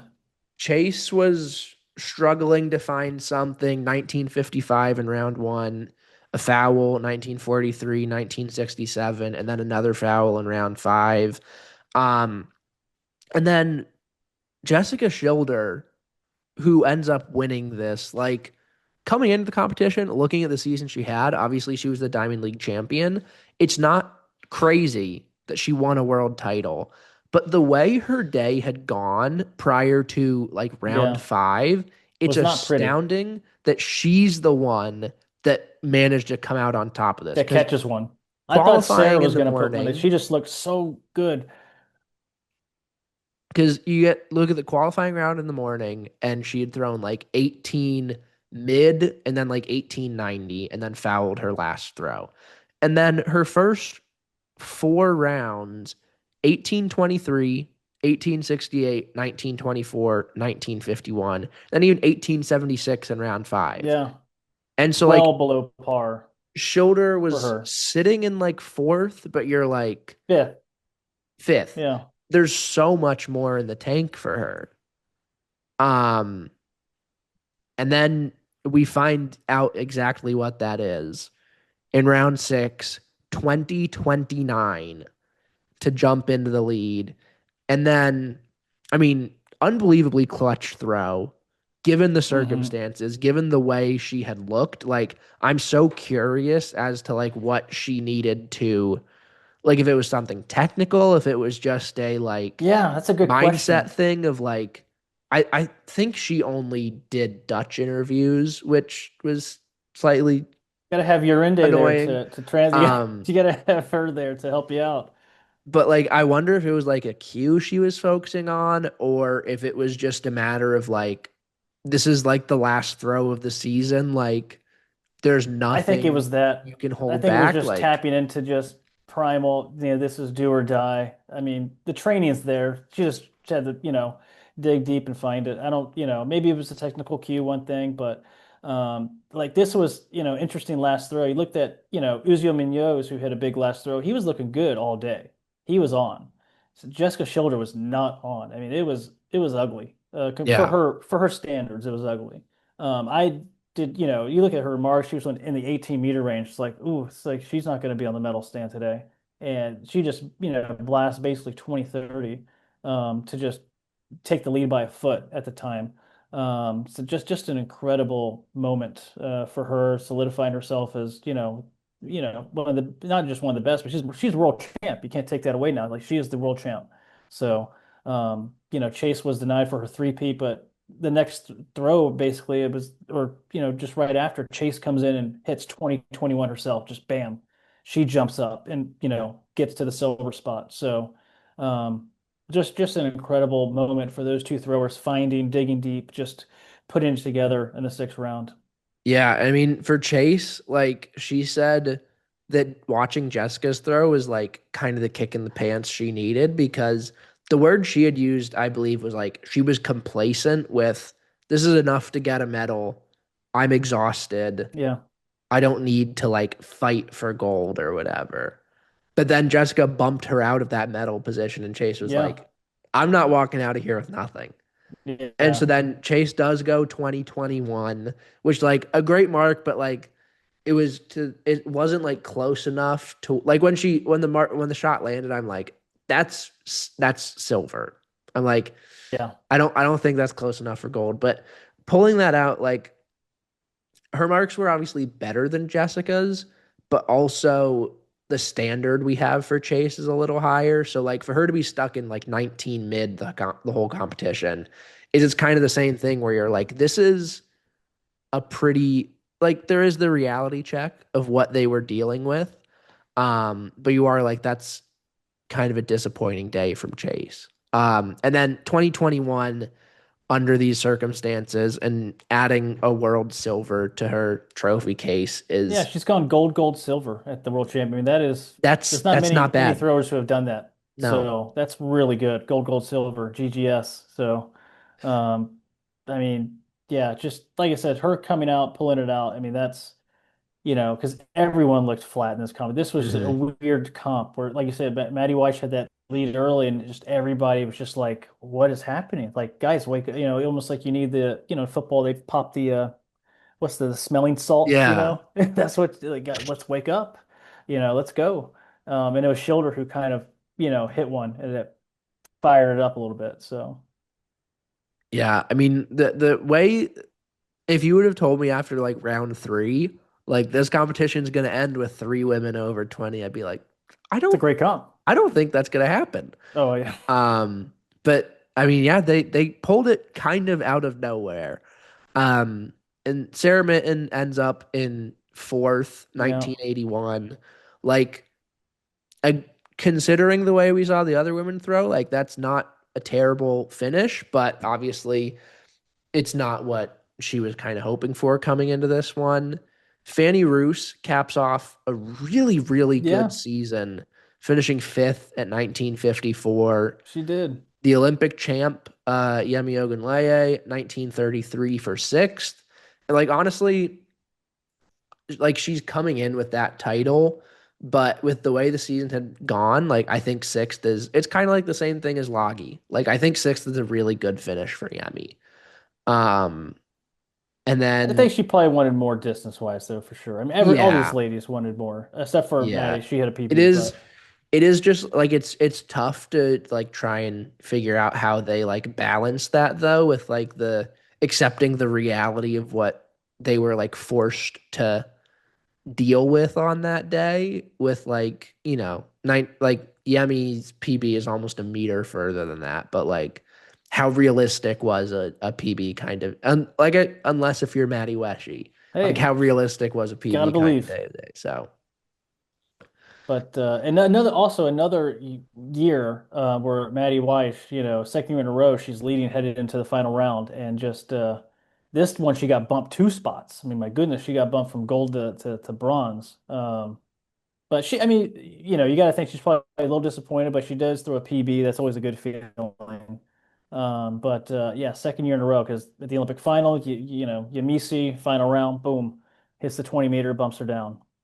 yeah, and I mean like obviously from the perspective of like one of the athletes and not just one of us talking about it, like she obviously wasn't going to be like completely counting herself out coming into this one. But I think with how dominant that big three had been this year, like I think any medal is still absolutely a win for Maddie, Oh even yeah, if she it threw a is PB too. When you throw a like, PB, you're going to be, yeah. yeah. Um, all right. I've been waiting to talk about this one with you because we're at women's jav now. Just And I don't know what to say about this one. This was we talked about it coming in as if couldn't have like been more off. you could have I think every single person in existence would have been about as off as we were. Um I think we did end up doing maybe no both of us and Kara all kind of did equally bad with this one.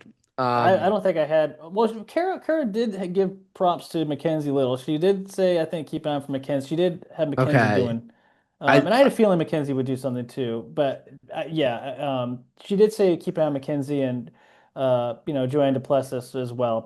yeah. But the top two, especially the number, we'll get to it soon. This is the biggest upset of the throwing events. It was the biggest upset in all the events in the meet, except I think the men's steeplechase, which had the New Mhm. Zealand. I think that was the biggest on paper, the biggest upset. And matter of fact, the woman who won, she looking at the betting odds. I always like to do that. Just curious where it is. She was not listed as a bettable pick, which gives you an idea of what the odds make. I don't know who the odds makers are in throwing That's events because the I only do have a reason question I about that. didn't bet my life savings on her. Yeah, it would Obviously, have I been would have if I had the choice. ranked 31st in the world coming in. So barely gets into the meet. Yeah, Um, that's yeah, this. let's talk about it.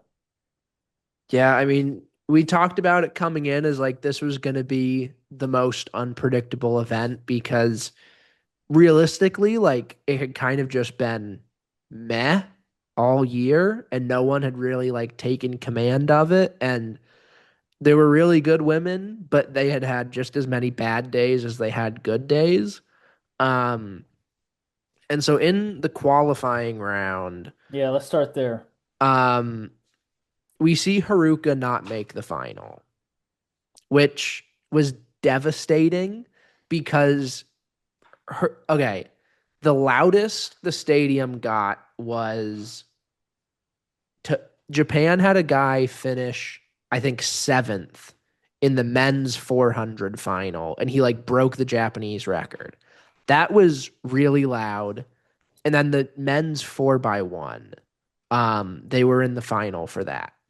Those two Yeah. moments were insane, but just like knowing how much money ASICS put into like marketing Haruka coming into these world championships, if she would have been in the final, the roof would have been off the stadium.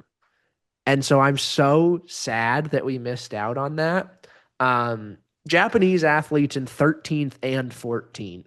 So the first two spots out of this final were both by Japanese women. Um, and she's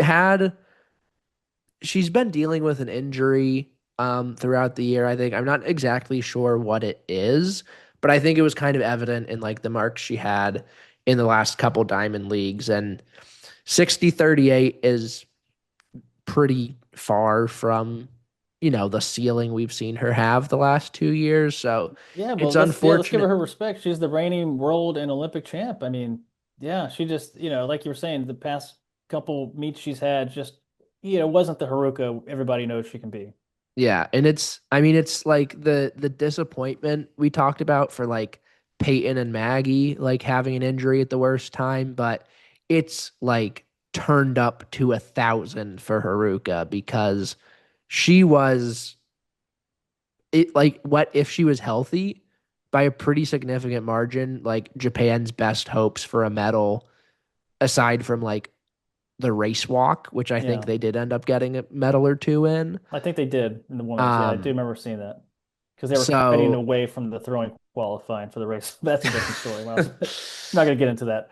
um, but yeah, it was really like kind of it stung to see her season end the way it did.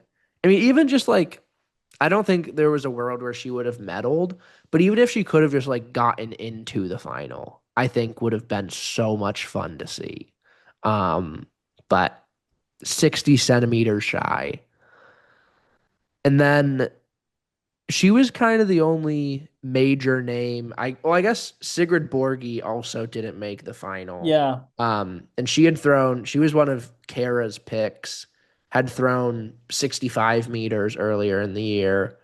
Um, but the women that did make it to the final, Adriana Velagos, 66.06, one of the best marks of her career, makes her first global final. Mackenzie Little, 65.54, 3.5 meter season's best. And, we saw a glimpse of it in Zurich where she hadn't broken 60 all year. Zurich, she goes 61 high and then just continues to carry that into this competition. Um, and then third and fourth in qualifying was Annette Ciatina and Ulysses Angulo. So the yeah. signs were there, but still, just what happened in the final? I mean, Yeah. I think two things happened. I think, just calling it like it is. Some people showed up and some didn't. You can talk about there were some, the throwers from the Diamond League that did well and, throughout the whole year, Vilagos, Victoria Hudson being the world leader and Elena Tizhenko, the Diamond League champ, they just Mm-hmm.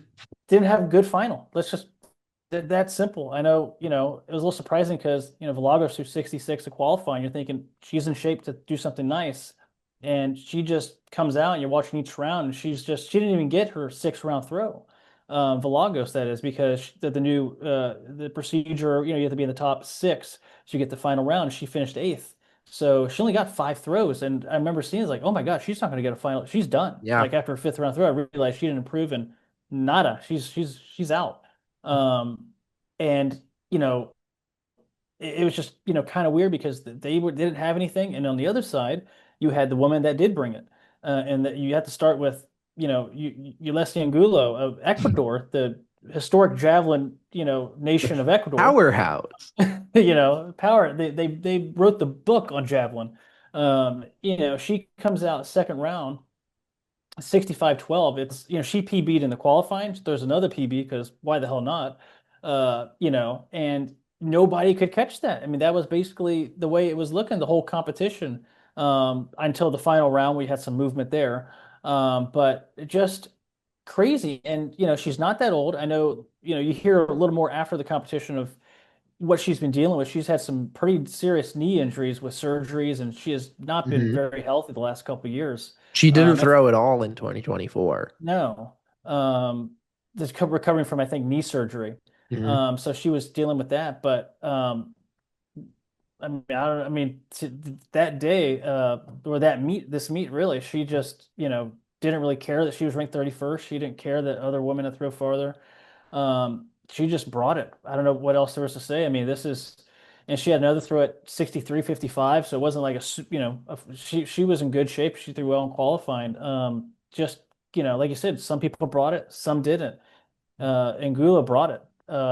And she is the biggest upset, world champ I could think of for a long time.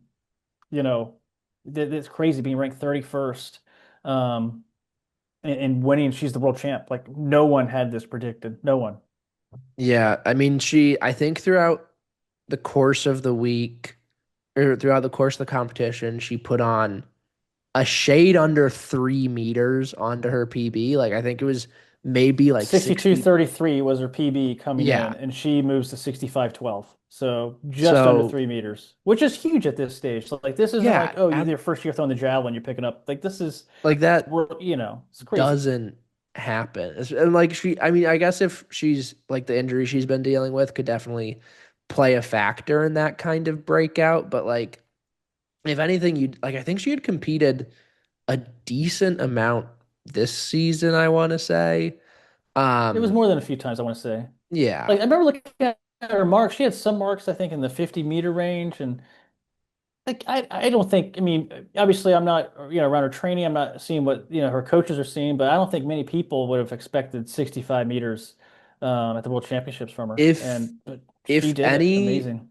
if any non-Ecuadorian person would have predicted her to throw 65 meters, like, please go buy a lottery ticket right now because Yeah. that Well, you is couldn't even bet on her.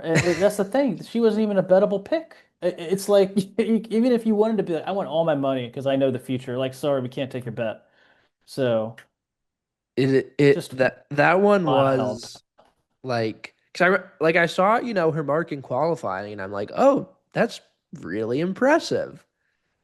And then she just exceeds that in the final, and I'm like this was going to be a unpredictable event. There was 7 or 8 different women that you could have been like, yeah, I could make a case for her to win a world title. But Ulysses she wasn't on the list. And then she forces her way No one onto had her pick to win, and if they said they did, they're lying. Yeah. the I top of the mean, podium. And then in silver, all like just eh, as crazy, Annette yeah, Siatina of Latvia PBs for the first time since 2017. Um, like she's almost third. I think ranked she's 17th coming into the meet. yeah. I mean she hit a season's best in qualifying as well. And then Hmm. it was round 6. She throws a PB Yeah, 64-64. Um, she was in the bronze medal position, so she had a medal yeah, kind she of hit a good secured. round 5 throw. Um, Yeah, to 63-35. Yeah. but pulling that out to pass Mackenzie Little and like this event is so weird. I'm not even gonna Yeah. try and if I care enough to make predictions for the World Ultimate Championships next year, I'm not even gonna try for this one. I'm just gonna put all the names on a wheel and I'm just gonna spin the wheel and see what it says. I mean, I was looking at, her previous meets, Ciatina, and she threw 53 meters at the Lausanne Diamond League this year, just I last mean month, just in August. that It's that like was the one that like it was it a was the weird torrential one, I know. downpour, but But still, that's yeah. Um, her best of the year coming in was 61.60. Um, so like I said, this is another one. She's ranked 17th in the world coming in this field. You give me 10 guesses. I'm not picking her on my medal stand. I'm just, didn't make, but props to them. I mean, they made it happen. Like I said, some people really showed up and some of the other ones that they just didn't have it that day. Like some of the European throwers that threw so well all year that would probably be on paper the most consistent and the mhm. the favorites you would say, and it just didn't come. And this is also the first time that the men and the women javelin winners are from the Americas at the same time. So pretty incredible to see. I think last World Championships was the first time you had two Asian winners. You had Kitaguchi and you had Mhm. Chopra, and this is the first time they're coming from the Americas. So, Hmm. yeah, the downfall of European javelin throwing is upon us. Let's just call it like it is. Annette Ciatina is there to hold strong though. Oh, that is true. Yeah. Um, but I mean, you talked about people who didn't show up on the day. Mackenzie Little is someone who did show up on She's the a day. gamer.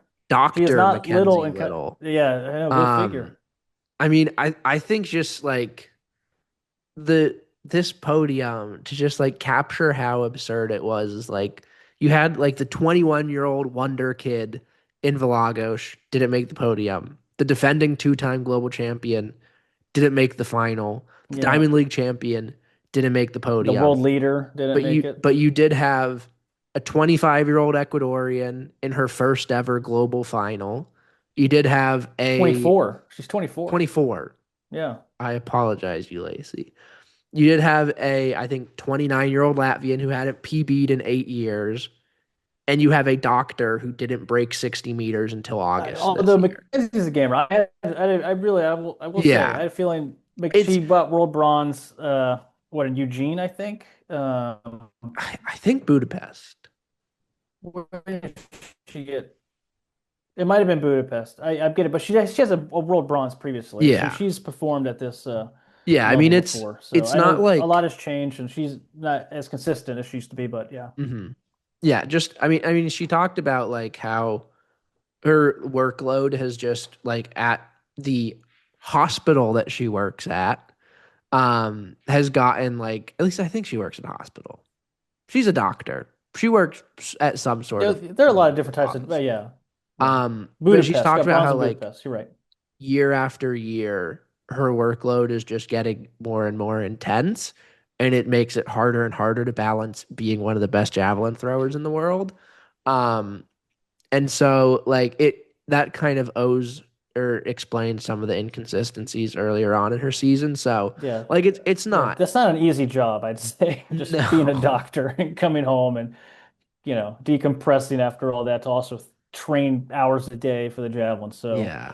So I mean it's not like Mackenzie is definitely not as like shocking to see her on the podium as the other two. It's just knowing like the way that her season went, it's still a situation where like there were women like obviously I don't think either one of us had her on our podiums. Like no, no, there I have were other Lagos women winning, that and she we didn't even get a felt sixth were round. safer bets. Like I mean Adriana, like or the expectations for her, just given how good she has been, are like elevated, and she like has earned the right, I guess, to be like have a higher standard than other people. But eighth in the world at 21 No, it's certainly, isn't a yeah, horrible finish.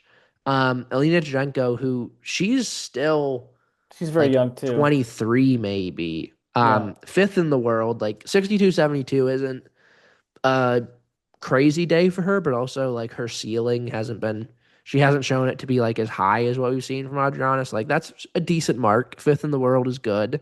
Joanne Duplessis comes up a little short of another global medal, but a That season's was a good best. seasonal's best. Yeah. Yeah, 63.06 for fourth. Like there's still, I think, positives to be seen in the women who kind of finished off the podium that we maybe had higher expectations for, but that podium is, Just the most shock, yeah, I would say the most surprising. Just what if you gave me 100 guesses to, well, I don't know mathematically if I would get it at that point, but if you gave me a lot, of picking the top three, I'm not yeah, coming up with this podium. Just just floored by, how this everything played out and it's just why you love the sport. You just never know who's going to show up on the day and win. So.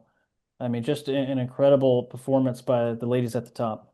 yeah. I mean, it definitely like it was fun. Like I was sitting there the entire competition, like there's no way this podium actually holds, does it? Like Yeah. it was, Oh, it's gonna hold. Yeah. it's awesome. Yeah. It's insane, but it's awesome. And finally, speaking of insane, but Yeah. awesome, but frightening, but slightly annoying things, this men's discus final. Um, Not slated to be the last competition of the entire meet. It was supposed to start at 8:10 p.m. Tokyo time. At about two throws in, like 8:13, they suspend the competition for about 2 hours. The competition starts after they have like done the closing ceremony of the world championships. Like they pass the flag off to the Japanese representatives or whatever, and they're like, all right, and now the men's discus is starting. And we're awarded with one of the most, like, I feel so conflicted about this competition because I'm like, it's obviously was very dangerous. Um, Oh yeah, people could have been injured. They probably were injured. yeah, I mean, Andres Gutzius was like he had apparently like Matty Denny said he had like a golf ball on the size of his calf from one of his falls.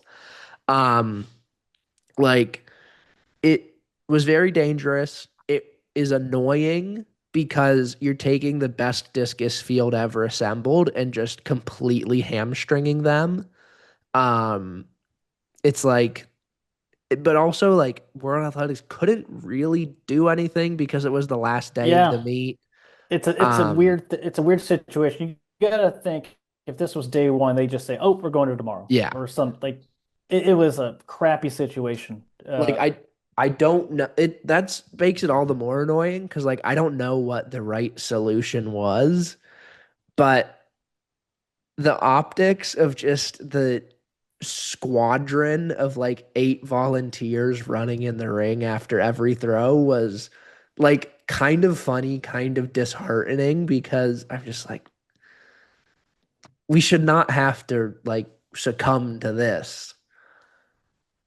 Yeah, and And there were, there's a lot of chatter about what do you do? Do you flood the ring? Because a lot of people, would rather throw in a flooded ring mhm. than just continually lightly wet surface because then you start hydroplaning, almost like when you drive a car. Like the most dangerous time is when it's just started to rain and it mixes with all the oils and everything, and that's what was happening. They just were hydroplaning basically across the ring. There was no grab, no, even if they were stacked and decently balanced, they were just glide like skating, and that's what was happening. That there was just no stick to their shoe. Um, so I know that's a totally different thing. I know some people are saying the Nike shoes handle it better. The top three were all wearing Nikes. Everybody was saying, I know, Christian Say and his wife, they wanted to talk about how the shoes just really weren't, they're Adidas athletes. Yeah, But that's a whole different thing. It's just a very weird situation. I think at the end of the day, it like you're saying, you don't want to see them, you know, perform like you want to see the best be the best they can be. And this was not the situation for that to happen. yeah, it was that like you mentioned what Anna Marie Che, Christian's wife, posted. And I wanted to bring this up because it is like first of all, very interesting move. Like his first year with an Adidas contract, and his wife is just like, Adidas shoes suck, and that's why he lost the world title. Because I know you found the video from Peyton's channel about like I don't know if that's Yeah, great legal to video. use in competition to like just abuse your I shoes like that or modify them or whatever. I So I think it don't know should if be. Who cares? Like it's like yeah, I mean that's a just separate point how they have to certify certain shoes and it's like yeah. yeah. But so like I But don't know if Daniel was actually like using that or if it's and we just don't even something know that that like either. We don't Yeston know if he does. was using those shoes either. And But what I'm talking about for people that are, if I can just get a little recap, is yeah. basically the Nike shoes. I think both of the SDs and the rotationals. It's a very hard plastic, but underneath there's like a plastic plate, which underneath it, which makes it kind of rotate very fast. It creates a frictionless feel. And what I think was Axelina Johansson was saying, she learned from Daniel Stahl's previous coach, who was retired, Weisstein, butcher's last name, but he also coached Jared Cantor and Simon Peterson and Fanny Ruse. That a trick they would do is they would put the Shout out shoe, to shout out to Gold, The Olympic Journey by Dan McQuaid and yeah, Geston Hofstein's son. Great Hafsteinson, thank book. you. Great Icelandic book name. if you guys haven't picked it up. I would recommend it as well. But basically, you would put the shoe in the oven, so the plastic gluing, I guess, would undo a little bit. Then you would, take it out and then remove the plastic plate and then glue the shoe back together. And apparently, doing that creates a super, super slow shoe with a lot of grip. And we don't even know if Daniel used that type of shoe. We don't even know. I even said Daniel could have probably worn Jordans on 370 meters. He's just Daniel freaking Stahl. But that is what we're talking about, the shoe modification of, or, in general. But like I said, it's neither here nor there. We don't know anything. But yeah, it seemed like, it was just a mess for everybody dealing with it. Because even the shoe, some of the Nike athletes that are wearing Nikes, they had throws that were well under their best. I mean, it was just a mess. Yeah. I mean, do you think there is like any merit to different shoe brands being, I guess, more suited for that? Like, because I've only ever thrown in Adidas's and Velasas, and the Adidas's definitely I felt were like a little more slippery in any sort of wet conditions. But like you said, like the top three were all Nike. Matty Denny, who wears eighth, Asics, was fourth. And it's also kind of just hard to tell because you had so many like modifications that these guys were trying. You You had saw Connor Bell go barefoot, Connor Bell uh, barefoot, Mika Sosna which throwing Justin is trainers. that legal to go barefoot? I mean, what's the World Um, Athletics, stance on, Lucas Weiss Heidinger. I was like rewatching the competition earlier today to like try and pick up on some of these like different shoe choices. And Weiss Heidinger was going, he started with one, or I think he started with two throwing shoes. And then he went throwing shoe on his right and like a trainer on his left. And then he switched out the trainer for just like a streetwear shoe. And then his fourth throw, he took off his throwing shoe on his right and just had like two just like lifestyle streetwear shoes on.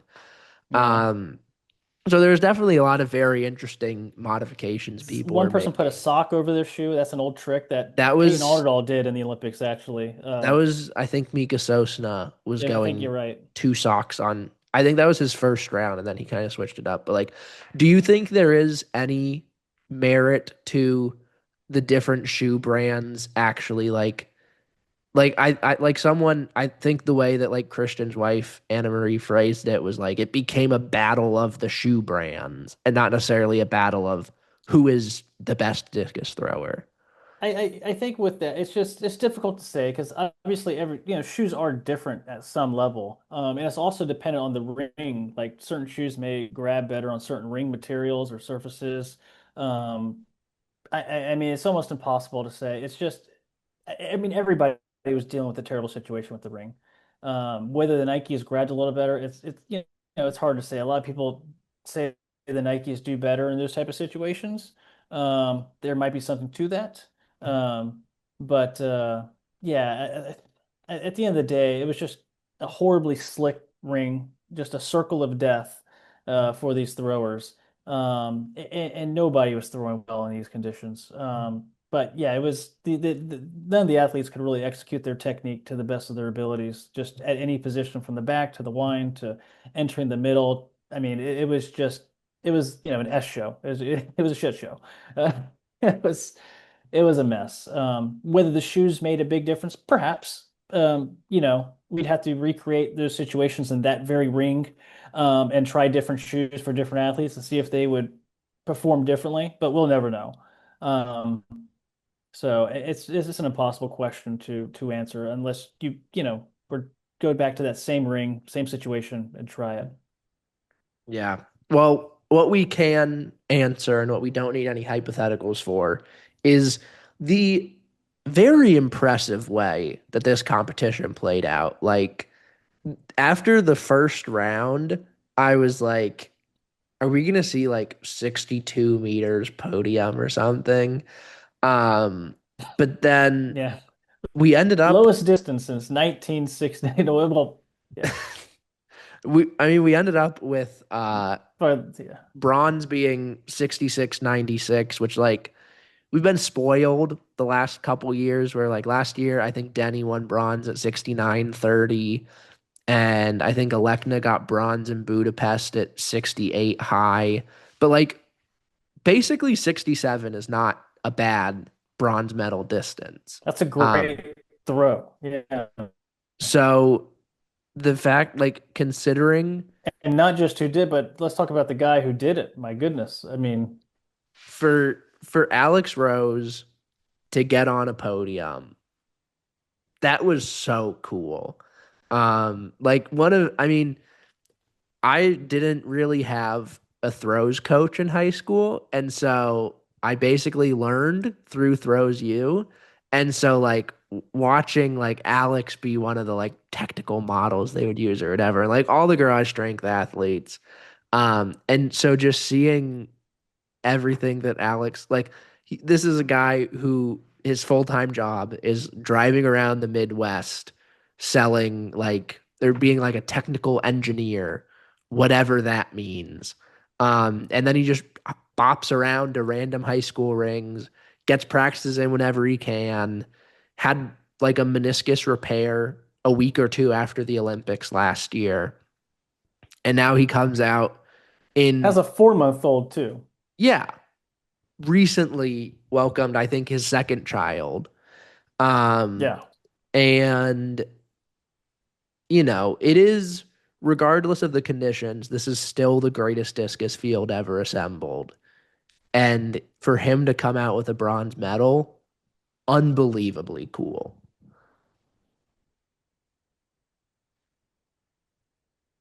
Yeah, And I know I think we might be in a little bit of a delay, but yeah, just talking about, Alex freaking Rose. That's what I just wrote down. Alex freaking Rose. Just made the jump from Olympic finalist.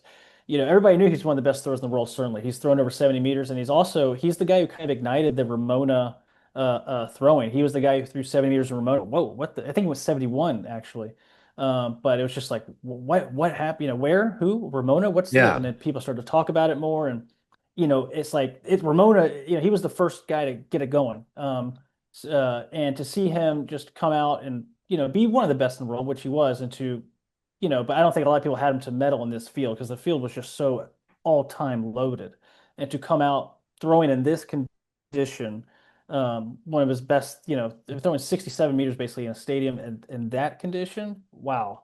Coming away with a medal couldn't happen to a better guy. Just kudos. And I will say a 4-month-old training with that. I have a 2 right now. I don't that might be the most impressive. That might be worth 20 meters. He might be a 90-meter thrower without the 4-month-old.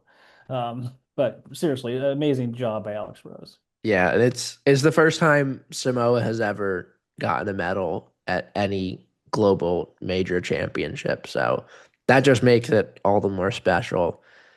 Mikolas takes silver.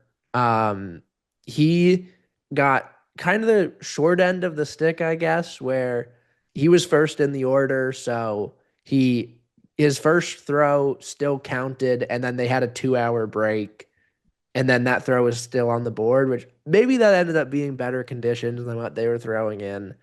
after the break, but his first or his second round throw, so his first after the competition restarted, 67-84, which when he hit that, I'm like, okay, there's no way anyone's beating that in these conditions, is there?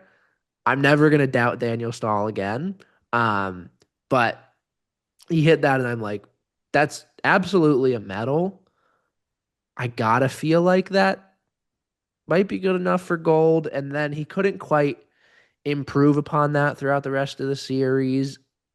And then it just Daniel Stahl does it again in round six, and I mean, Mikolas what's gets hit like that again. And I mean, Daniel yeah, I mean, Stahl what can you say? now has the two like most impressive throws in world history with 71-46 in Budapest in round six to win, 70-47 in these conditions where the greatest field ever, you had only four guys throw 65, and he goes 70-47 in round six Yeah, to win just his stunning. third gold medal. It's astounding. Yeah. I mean, what else is there to say? I think, a lot of people maybe already had him in the GOAT conversation, the greatest of all time. I mean, there's still other names you can talk about, but I think this performance, along with his previous, just I mean, yeah, he's at the table. I don't know what else he needs to do. I mean, just I really still don't know how he did it because it's funny. You watch all the other throwers, they're wiping their shoes, they have their hands underneath their shirt, they're trying to keep dry. He just takes a bow, doesn't wipe his shoes off, just walks straight up at the ring, starts his throw, He 70-47, was just so chill the like entire nothing. time. Yeah, And I mean, he was literally like laughing like when they were like restarting the competition, and like Andres Goodzius was like falling in the circle, and it was just an absolute disaster. And he's just sitting he's there a like, madman. this is awesome. And I'm like, okay. I mean, I guess he was enjoying I it for a mean, reason. That was yeah. that And was getting back to astounding. Alenkna, I mean, four global medals at 22. He just turned 23. Today's actually his birthday, I think. Today is Alenkna's birthday. Oh He yeah, it turned is the 23 today. 28th. So happy birthday, Miklas Alenkna. But four medals before, basically he was 22 when he threw at this meet. But just incredible for him. And also, how about both him and his brother? Let's talk about Martinez Yeah. I Alenkna. mean, when Like, Martinez was the only Elecna to get a big Q in qualifying, I was like, wait a second. yeah. And I mean, So, I obviously, mean, like, incredible to have two brothers in the top seven. yeah, I mean, all three Lithuanians in the top seven too, with Andres Yeah, Goodzius finishing sixth, even after not taking, I think, I think he only took like three out of his five or three out of his six throws on the day. Um, yeah, but for Mikolas, like even I was talking to him after the final, and obviously, like just with not winning and the circumstances that held him back and held everyone back, like he wasn't in a great mood. And then I brought up the fact that like what was it like to be in the final with Martinez? And he just immediately was like, yeah, "Oh, it was awesome. Like this is what we've always talked about." And like I can't even imagine how cool it is to just be there like with your bro, especially in a situation like this where you're sitting in a tunnel under the stadium for 2.5 hours. Like that's probably a really nice time to have your brother there. Because I like was asking Alex about it, and like they couldn't like talk to their coaches or anything. Like Alex couldn't talk to Dane during that. It was literally just you have to sit there with your thoughts underneath the stadium and try not to freak watching out Daniel about Stahl what's dance going in on right between now. for you Yeah. gotta watch it. Um, but yeah, so I mean definitely like for both Aleknas to be there was really cool to see. And I mean, like you said, for Mikolas, like it's unfortunate that he still doesn't have a global gold, but like he's never really choked at any of these competitions. The last 2 years, I think you can say he's been the favorite going into them. But last year through 69.97, um, broke the It Olympic broke the Olympic record, record. lost by 3 centimeters. It Can't, broke his dad's Olympic record. Yeah. yeah, like can't be too harsh on him for that one. And then this one, like 68 under the circuit. Like obviously we saw like yeah, there's a potential that you could throw 70 meters in those conditions, but that is a like one of one Daniel Ståhl special kind of potential that maybe Miklas will get to in 10 years. When This he has, competition in general,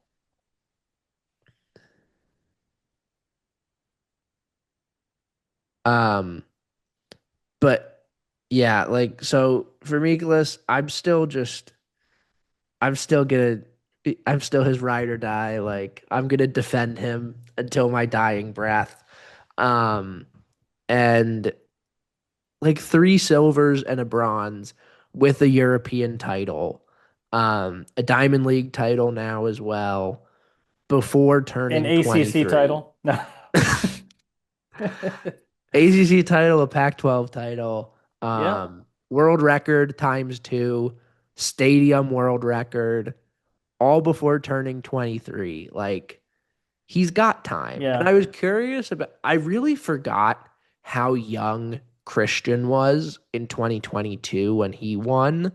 Because I was like, what is the youngest like someone's won like a global discus title? And like Al Order won when he was like his first Olympic gold was when he was like 20, I think. But also that was in the 50s. So It's not 56. Yeah. super pertinent for this discussion. But like Christian won when he was 23, and I'm like, okay, like it is.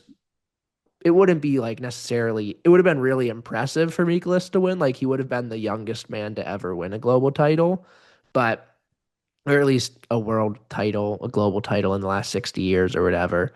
Um, like it would have been really impressive, but not necessarily like super unprecedented for him to do something like that. So, but when you just It's think still very about, rare, the discus, to be yeah, throwing that far at that age. I mean, even when Christian won at 23, that's like a college senior coming out and winning the world in the discus. It is tough. I mean, the discus is probably one of the events where it takes a little bit of time to kind of get that feel for. You see some shot putters coming out in college, they can throw over 70 feet. In the discus, you don't see a lot of that age throw over 70 meters. But yeah, it's happened, a few times here and there. But I mean, yeah, he's still a baby in the event.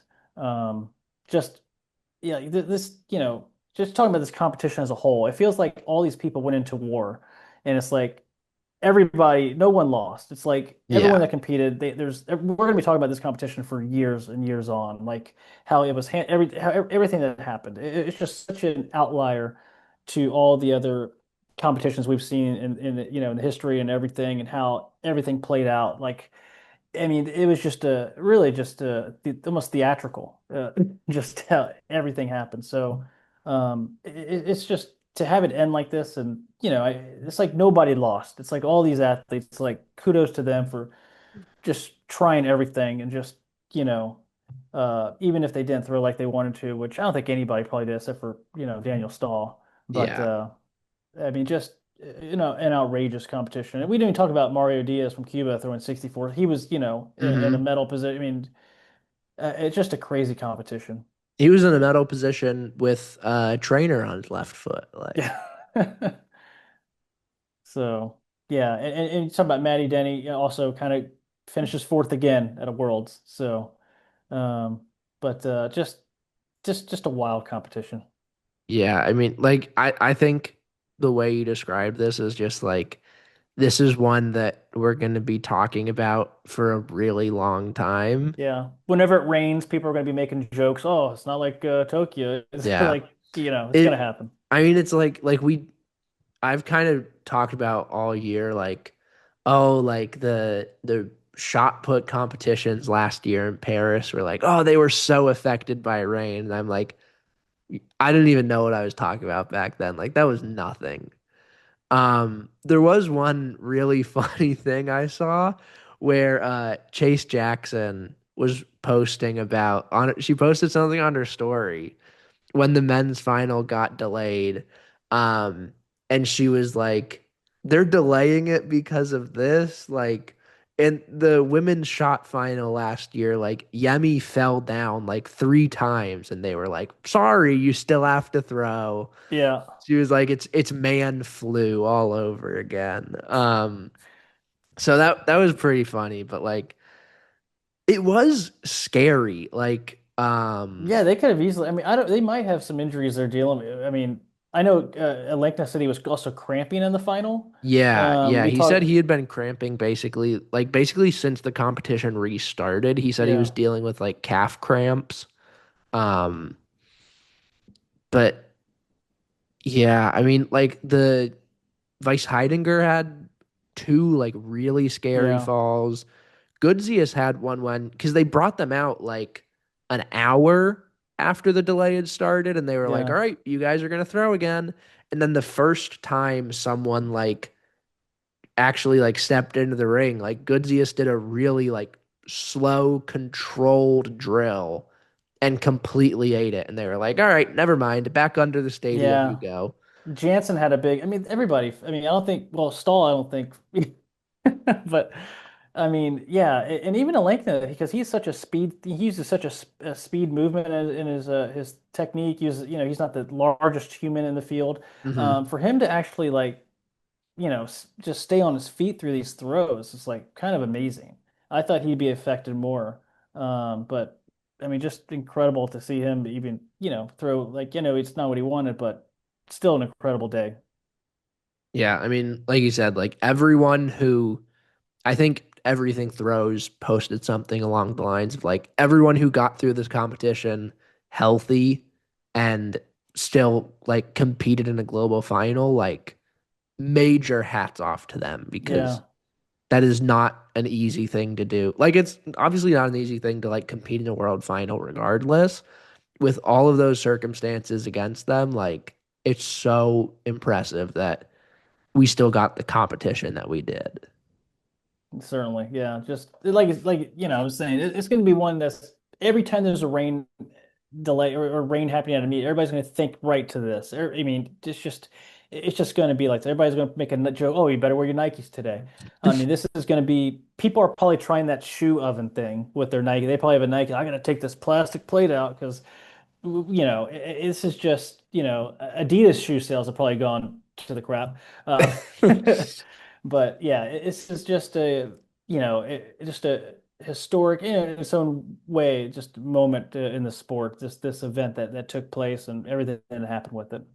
If there's any prize money that's won by people like taking out the plastic plate, like some of that I think needs to go to you and Peyton Yeah, for sharing that It's knowledge with the Peyton's world. YouTube channel, so give him a follow. So, but yeah, his Selena Johansson, and so I will probably never know what type of shoe Daniel wore, but I'd be curious. Just what did you wear the modified, Daniel? Let me know. This, between us. So So that brings us to the end of the throwing finals. There was, I guess, some throwing news in the multi-events. Leo Neugebauer, our throwers' yeah, favorite decathlete, set the championship best in the decathlon. Discus at like 56 meters. Beau and I's favorite heptathlete, Anna Hall, set yep. PBs in the shot and jav again because Big shot put, Coach Mark. Coach Worski is on one right now. Um, but with that kind of concluding the, I guess the recap part, we do have some awards we're gonna hand out. Um, so which one do we want to start? Do we want to start with? We are putting a qualifier in these awards because two of the ones we're doing are best moment and most clutch moment. And both of those, I think, are pretty clearly Daniel Stahl. So we're eliminating him from contention just to make it a little interesting. And so we're saying like second best moment and second most clutch moment. Um, so Beau, if you want to start with, I guess, second best moment. Second best moment. Okay. I mean, my second best moment, I would say. I think it's also the second most clutch throw. It's just the final round of the women's shot put.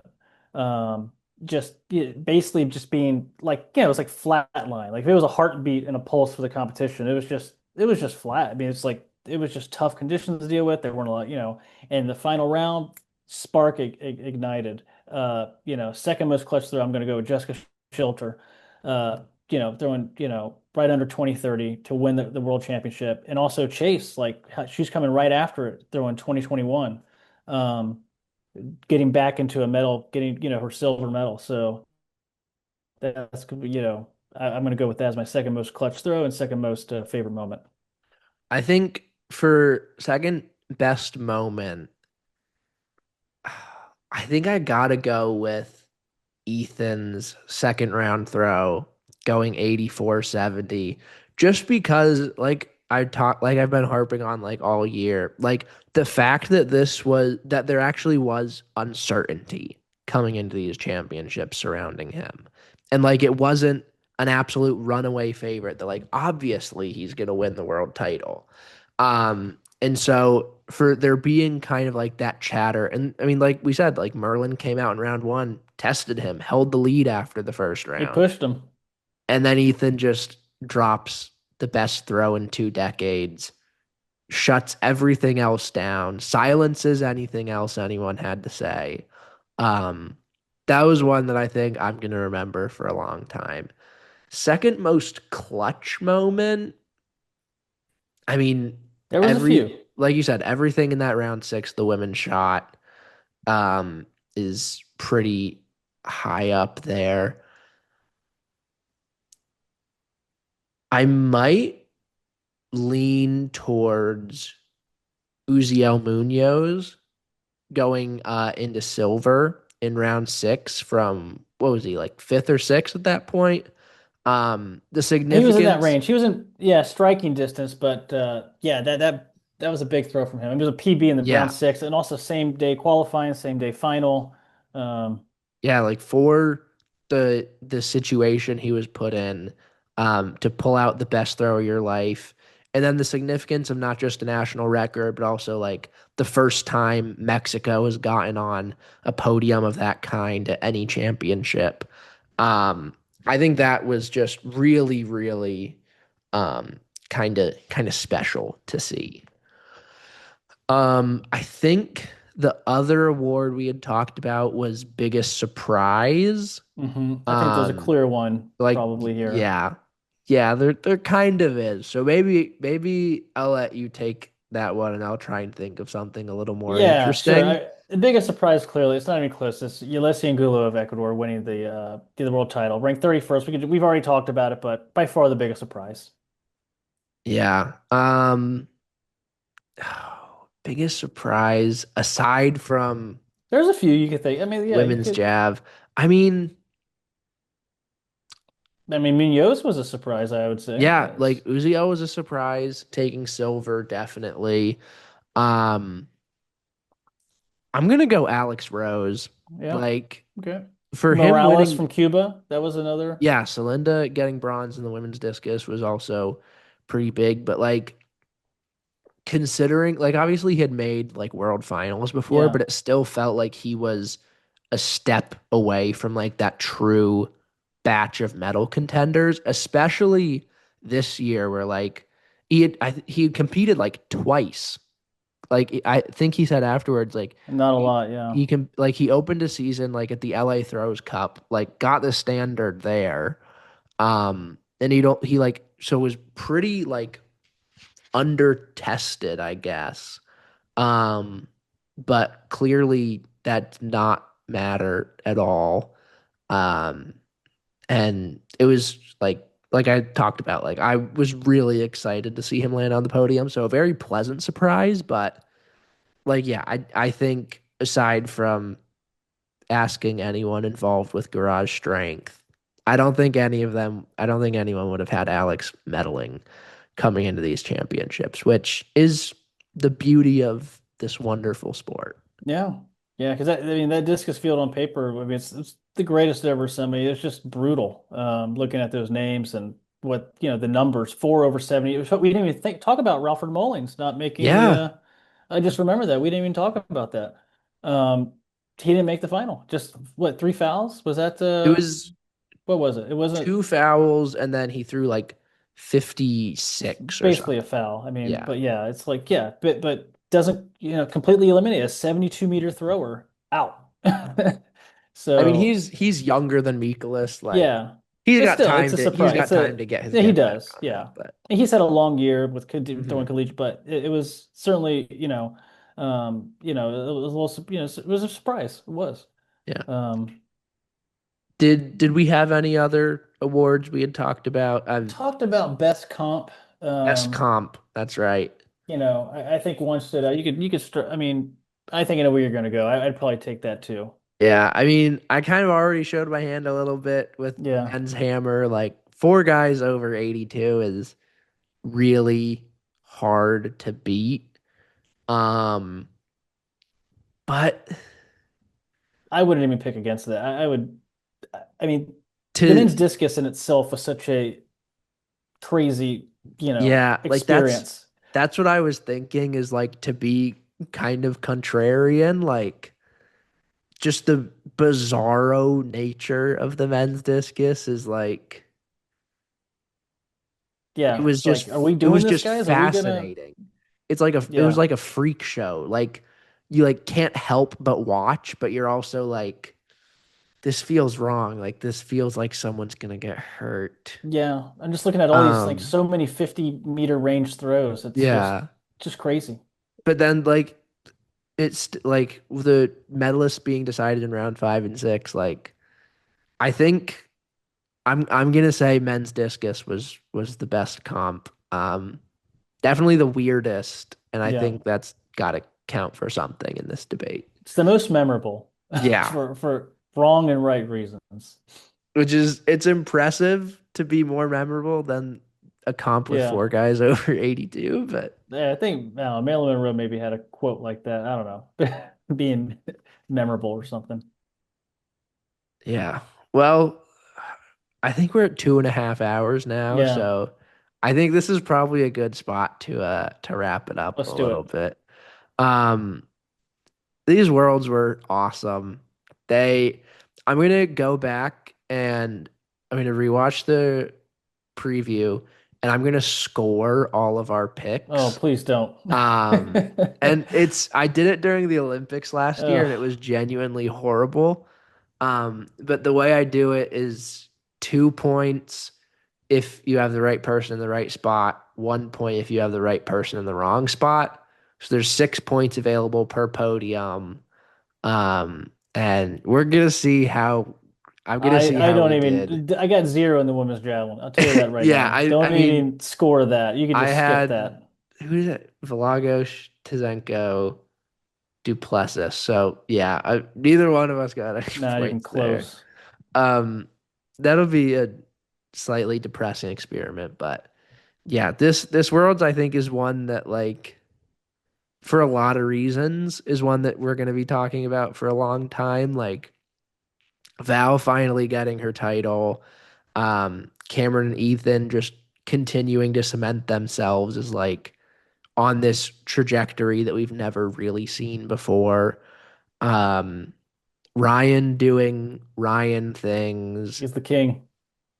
women's jab, maybe like in men's jab, like the continuation of the globalization of it, like we talked about, and shying away from like the I think the hot take you can make coming away from these championships is like, will we ever see a European man win a world javelin title ever again? Never. I mean, it's been since 2017. I think Vetter was the last because it was Peters and Doha, Yeah, and Peters then went on his run. Peters, Niraj. Neeraj, This year was Nadine. Kishore. Yeah, I think It's been Vetter. 8 years since it's I guess World Ultimate Championships, but by the time we get to 2027, it'll have been a decade since a Yeah, European it's man won crazy. a world javelin title. Yeah, pick Um, it up, Europe. yeah, they're really lacking. Women's shot, I mean, just battling through the circumstances to get a 20-meter podium, and Jessica finally getting because now like her, Chase, and Sarah all have across indoors and outdoors, they all have global titles Yep, now. Um, and then women's jav and men's disc, just the weirdest competitions ever, but unbelievably cool, like gold medal stories. So absolutely. there's a lot of good stuff to remember about this one.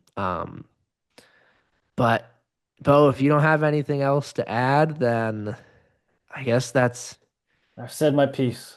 that's putting a bow on the Yeah. 2025 season. Don't bet against Ståhl ever. Now we learned some lessons these championships. Bet for people that aren't listed on the betting odds, Yeah. unless if it's the men's discus, because then just bet for Daniel Stahl. Yeah. Especially because odd year Stahl, 2019, 2021, 2023, That's right. 2025. Good He's point. obviously winning in Beijing. Odd year Ståhl. I didn't think, yeah, the Tokyo wasn't an odd. That's right. Odd So years is, yeah. Don't, even year is not his thing, but odd year, yeah, we'll keep that in mind 2 years from now. Bo, it's been an honor breaking all this down with you. We've spent almost 5 hours now across the preview and this talking about the world championships. I still So, don't know anything on this, what's happening. So I still, yeah, oh boy, yeah, it's been a good one though, yeah. and a good year, and can't wait to see what 2026 has in store. But that is all I've got for you guys. So thank you for watching and listening. Please like, subscribe, follow the Instagram at Paulie Throws, Twitter at Behoff Mahoney. Beau is Beau Throws on both platforms, and I'll link those down in the description. And yeah, that's all I got. So I will see you guys next time.